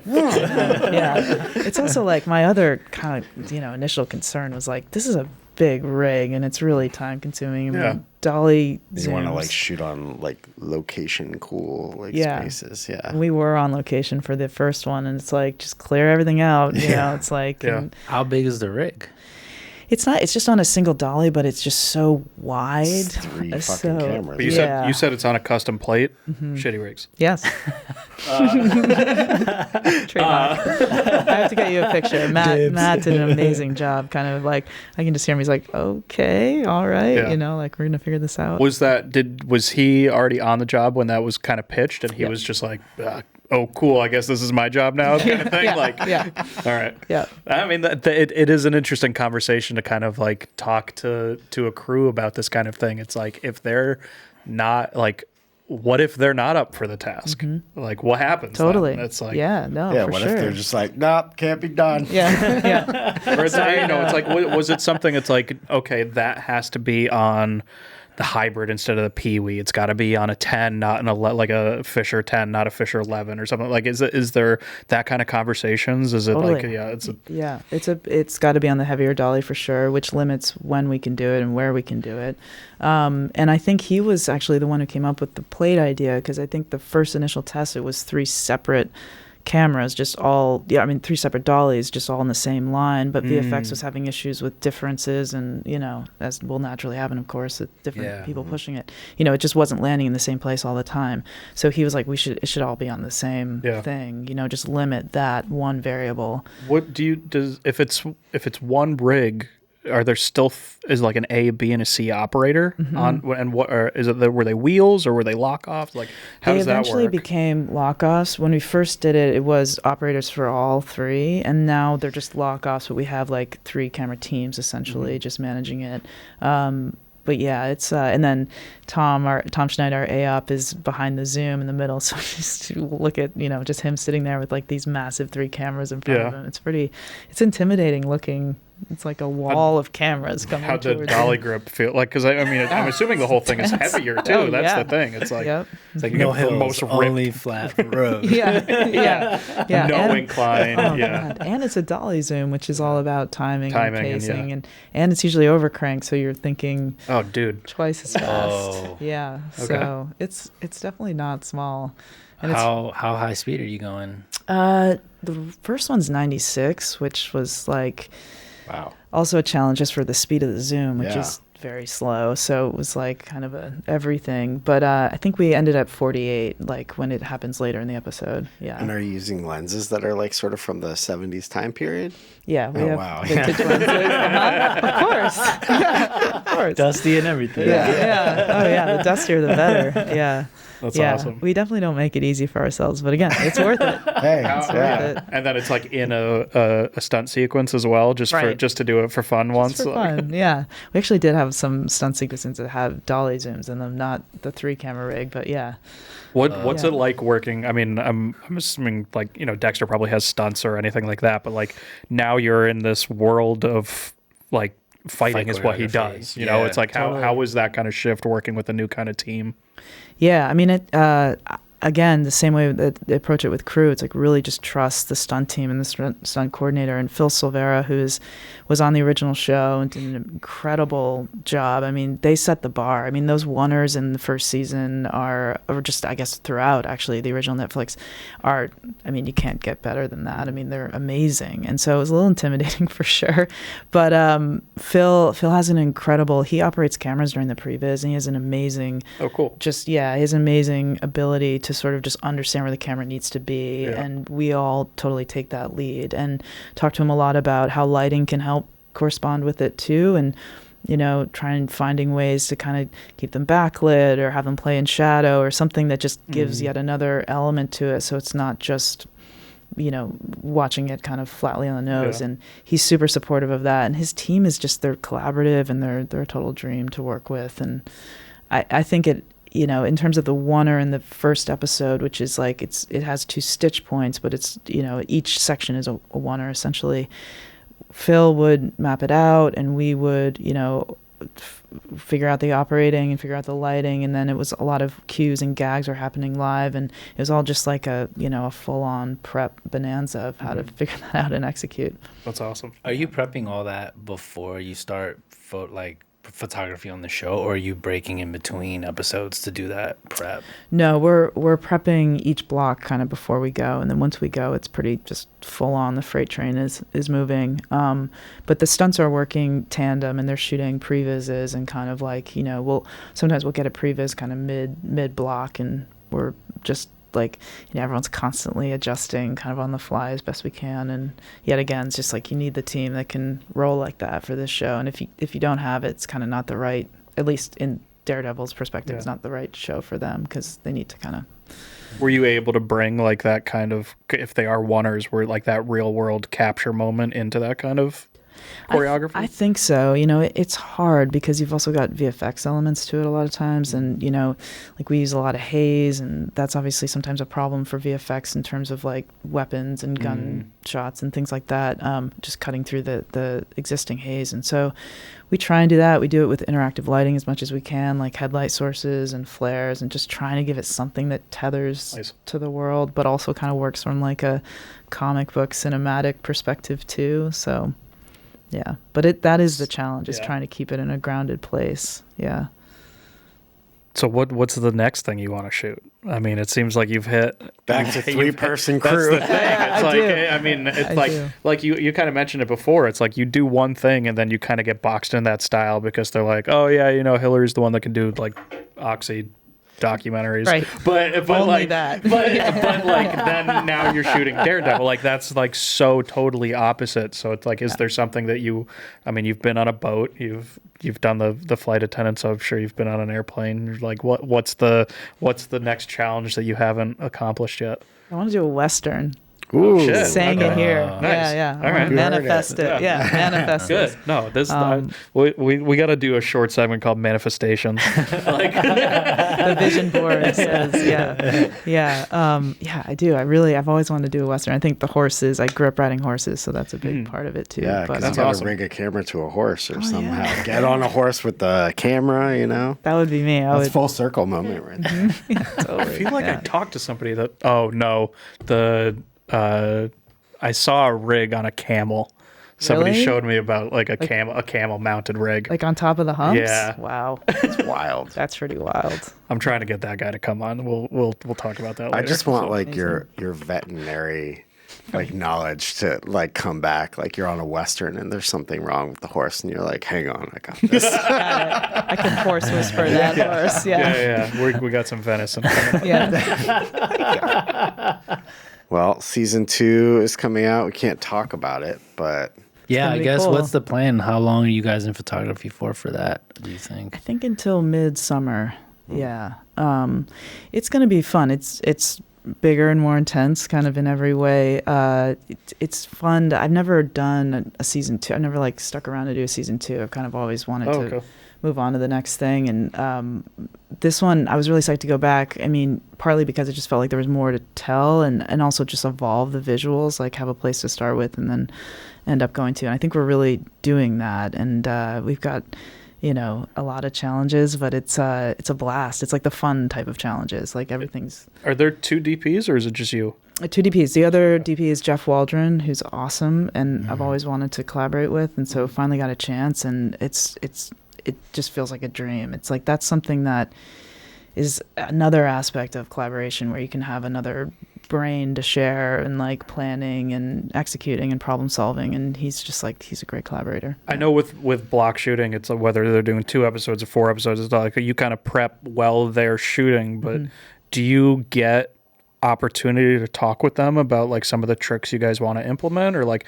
how does that conversation work? Yeah, we do. We talk a lot about, especially for this, because we're trying a lot of stuff that we're doing, he'll be continuing, or vice versa, for establishing something for a character in terms of like we do a lot of colored lighting in regards to people's storylines and want to make sure that's consistent. Also, the ongoing sensory conversation in regards to Daredevil is huge. We're constantly finding ways to kind of evolve it and move it forward, and he's been awesome in just those conversations and bringing something to the table. And then we're also just talking about problem solving. Like, hey, we, first time on a set, notice this, and the other thing. Like, let's be aware of it next time. And so it's just great to have that aspect. It just makes it really fun. Is that like a normal thing on like a television series? Like you would collaborate with the other DPs that are? For me, it would. Yeah, I mean, whenever I can get collaboration, I love it, but I don't know how people normally do it. I mean, because I've always wondered that. It's like, because we had Mullen on, and he was like, amazing. I'd never talked to them. Oh, really? You're like, wait, what? Well, He was like, I was so concerned with this thing, and then I would watch their thing, and I'd be like, oh, they don't give a shit about that. He was trying to match their style, and then another DP would come on and not match the other DP styles. He was like, why am I matching that person's style? I could just do my own thing. Yeah. Well, and that's the thing too. It's like you don't want to fit into the box and be rigid. It's like, we should all be bringing something to the table. I think as long as it feels like it's consistent. I mean, just for me personally, I'd rather, if I'm watching it, I just don't want people to be taken out by a different like you're not changing the moon color, but like you are like, well, no, I mean, that's the thing. It's like for a lot of movies or TV shows, it's like you're coming up with, okay, this one's, all the night scenes are going to be HMI with half blue and quarter green or something, it's like, so you develop like that moon color. So it's like, I would hope that a DP's not coming in and like, we're going to go orange, but like there does have to be some sort of like, maybe you stick more on like wider lenses or something because you like that. But well, is there someone on set that you work with closely that kind of helps you keep that consistency with Daredevil? Is it the scripty, or is there someone else that has, like, because you mentioned earlier you look at stills of all your stuff, but you're not looking at daily. So is there someone that you're working with to make sure that you and the other DP are kind of in the same world at least? Yeah, my camera department's amazing for that. Like those sort of and Patrick Sicilian at DIT I've worked with a lot, who's amazing.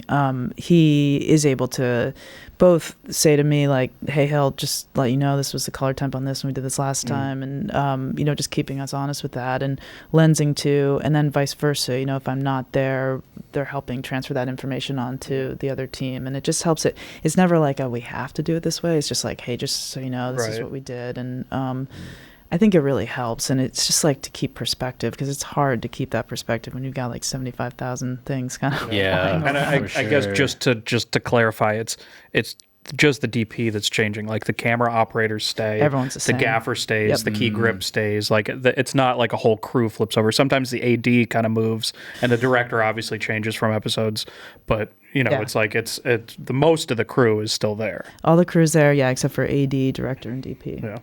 Yep, which is great. Like our gaffer, Charlie Grubbs on Daredevil, he's an incredible ambassador of consistency, and also like, I mean, he's as much of we stand totally shoulder to shoulder with crafting the look, and he's been great about just being like, hey, I'm thinking about bringing in some green for the next episode, like let's all look at it, stuff like that. By the way, our moonlight color on Dexter was lavender. Ooh, okay. That was that was a Scott. I mean, yeah, it's pretty awesome. He had a roll of it from 12 years ago he wanted to get rid of. Probably. And then it becomes a thing.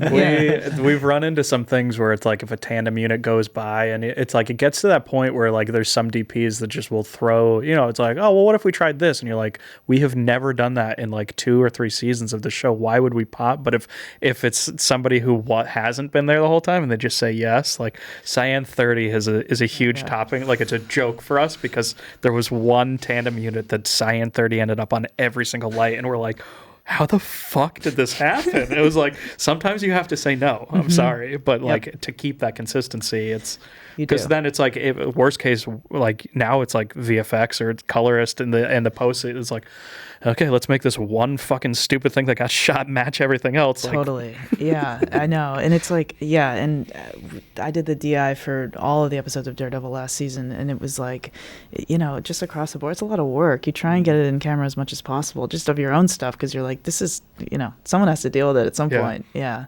But, yeah. Do you, this is probably a dumb question, but do you operate on Daredevil at all? I don't. I miss it so much. That was gonna be another question. Because you're so used to holding the camera, the big rig, like so. But our operators are incredible. Tom Schneid's on A, Blake Johnson's on B, and Andrew Jewell's on C. So Andrew's bumped up. Oh shit. Yeah, which is awesome. Yeah, and he's everyone's crushing it. So I miss it for me, but I they're so Is it- good. They're better than Is me. it just like you're not allowed to do it as a DP on the show, or you just have someone to do it for you so you can focus on other things? It's the second one. I mean, I think I would be able to get a waiver and do it, but I think I'm better used just being there at the monitor and working with the directors and kind of, especially we do a lot of 3-camera days, and it's just easier It's to be like able to see impossible. everything. Yeah, to operate Yeah. and pay Yeah. attention to other things. Yeah, Yeah. and lighting. It just would, I think it would put the pressure on Charlie, our gaffer, to be my eyes at the monitor. And, I think it's kind of more responsible for me to be there. And then I'm also like, I'm talking with our showrunner and our producers, like at their monitors and if they have any notes and trying to push them forward. And I think if I was on set the whole time, as much as I'd love to be and not have to be stuck, behind, it just helps me. It's fun. I've had this conversation with a couple other people where it's like, if you become the best brain surgeon in the world, you don't do brain surgery anymore. You teach people how to become a brain surgeon. And it's like one of those things. It's like if you get too good at anything or you get put in a position of power, you have to learn completely different skills than what you're actually an expert in, because now your job that's not your job anymore. Yeah, it's like it's managing. this really weird.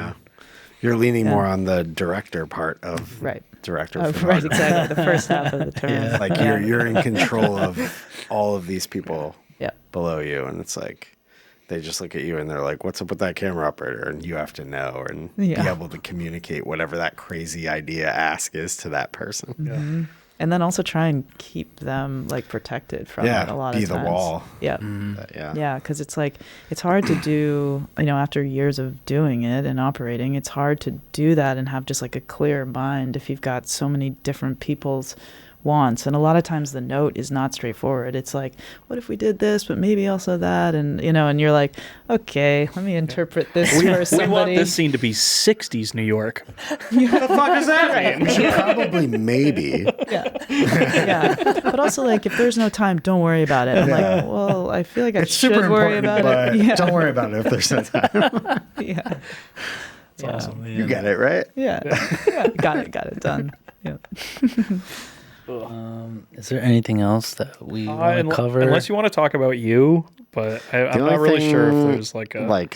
we didn't talk about some crazy donkey story, but I don't know if we want to bring that up. Yeah, I don't even know where that was a part of. Or, I mean, there's got to be times when you're working in like these weird situations where it's like everybody has a new view on what's happening around you. So there's got to be like times where people just pitch these weird ideas as like a solution, and you have to be like, that's not a solution. That's an idea, I guess. Or but like, adding extra problems. Yeah, like do you have anything like that? Like, yeah, my favorite version of that, and I love the story so much, and honestly, kind of wish we had done it, and just for a story. Yeah, it would have been so great. On Dexter, our key grip Woody Bell was trying to find a solution to get. We were shooting in a really tough to access woods location. It was like over a river and kind of through the woods to where we needed to be. To Grandma's house. Yes, exactly. We were shooting at Grandma's house, and his pitch in order to get the gear out there was donkeys. Was the use of donkeys, which I was like, is that a thing? Like, I didn't.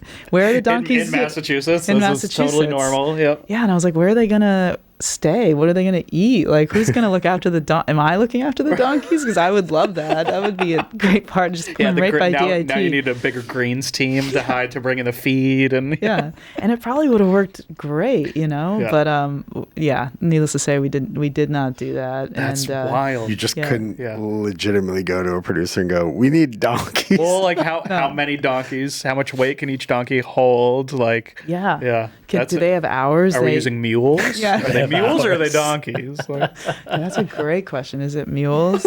Are they better than donkeys? I don't know. I mean, we gotta test it. Yeah, exactly. Yeah, like, I wonder if he's got like a. I don't know. Does he have a history? Has he used them before? Maybe he knew. Maybe he just has a bunch of donkeys. That maybe it was like a rental. Needs a Ready to donkey kit, Oh, right? dude, I've got the gear. Yeah. It's like finally the opportunity. My donkey squad is ready. That's so amazing. Ready. Yeah, but I super appreciated the idea. I was like, he's thinking out of the box for sure. So Well, if got you it. get that Yeah. Western, you know, you can Yeah. always bring that Right. idea Yeah, back. Yeah. How does That's going to one be the buy- first pitch. How do we get gear up here? You're going to be like, I got a donkeys. guy. No way. Yeah, I got a guy. I mean, and that's also part of your theme is like this challenging lifestyle seems to just be your thing. So living in Red Hook I've is- discovered that it is recently after something. Just we keep telling you that, and you're like, Yeah, I like- never noticed this. So much insight after today. You did a movie Run where like this girl is in a wheelchair the whole time. Did you do any sort of like kind of themes I haven't seen it for a really long time, so I'm sorry that I can't actually speak for something I noticed, but are there like themes where like when she's in the wheelchair and then when she realized that she can walk, did you switch kind of any camera movements into that kind of world? We did exactly that, yeah, because that film, called contained thriller, I guess, because she's contained in Yeah. her wheelchair. It's but awesome. also in I the love it, house. I love that film too, actually. That film was directed by amazing director Anish Shiganti, who storyboarded the whole thing before we started, and very Hitchcock based, a lot about just like anxiety and containment. And he and I had a really incredible collaboration, the way that like the storyboards were a place to start, and then we just evolved from there. But every single frame of that film was totally planned, which was a really cool exercise for me, because I'm very comfortable doing like kind of the anti-plan sometimes. And so it was really great to kind of stay to this thesis. And same with the color, like everything was just like very, very contained. Like she had a color scheme in the house versus when she was free. And exactly as you said, the camera movement evolved too when she finally broke out. And it was just like fun to play with visual signatures that can just kind of like, they're subtle sometimes, and maybe people don't notice it, but when they do, they're like, oh, it's there. And he just wanted people to be able to go back and watch the movie with the insight again and be like, That's it's been here the whole time, so. Gives you another reason to rewatch it. Yeah. His first movie was all screen based. It was a film called Searching, which was like it's so good. Like I don't know how they made that film, because it's all intentional. Like if you went back, it's all there, but you're sort of like slowly being revealed throughout the watch of the film, and it's all like the clues are very evident when you go back and see it again. So it's he's a master in that type of filmmaking. Yeah. Oh yeah. Do you want to do a wrap up? I think Bert can do the wrap out. I did the load in. So what? Load it out. I like the wrap out and the load in. Yeah. Such a heavy lift. I mean, I think your career has spanned like an amazing number of things, and I don't think that it's going to stop anytime soon. So I'm looking forward to seeing what's next. And thank you for joining us. Thank you for having me. It's really, really cool to just see all the different layers of it's never stop learning is really like. Yeah, I think that's kind of the theme of this. It's really cool. Yeah, it's also cool to see the connections between all your work, like the doc work and the narrative work and the work on TV, like how it's maybe not like an intentional style, but like how your sort of take on everything kind of ties together. So yeah, thanks for letting us pick your brain. Thank you so much. I've learned so much about myself. This is amazing. No, I really thank you, your thoroughness. Thanks for just letting me talk about all this stuff and just geek out. You're welcome back anytime. Oh, thank you. Well, I'll take Hillary. you up on that. Be careful. Great to hang, and we have so many connections as well. So. It's a small world, and I'm sure some of these guys will be working with you very soon. So Hopefully so. We'll see you guys on the next one. Yeah. See ya. Thank you guys. And cutting.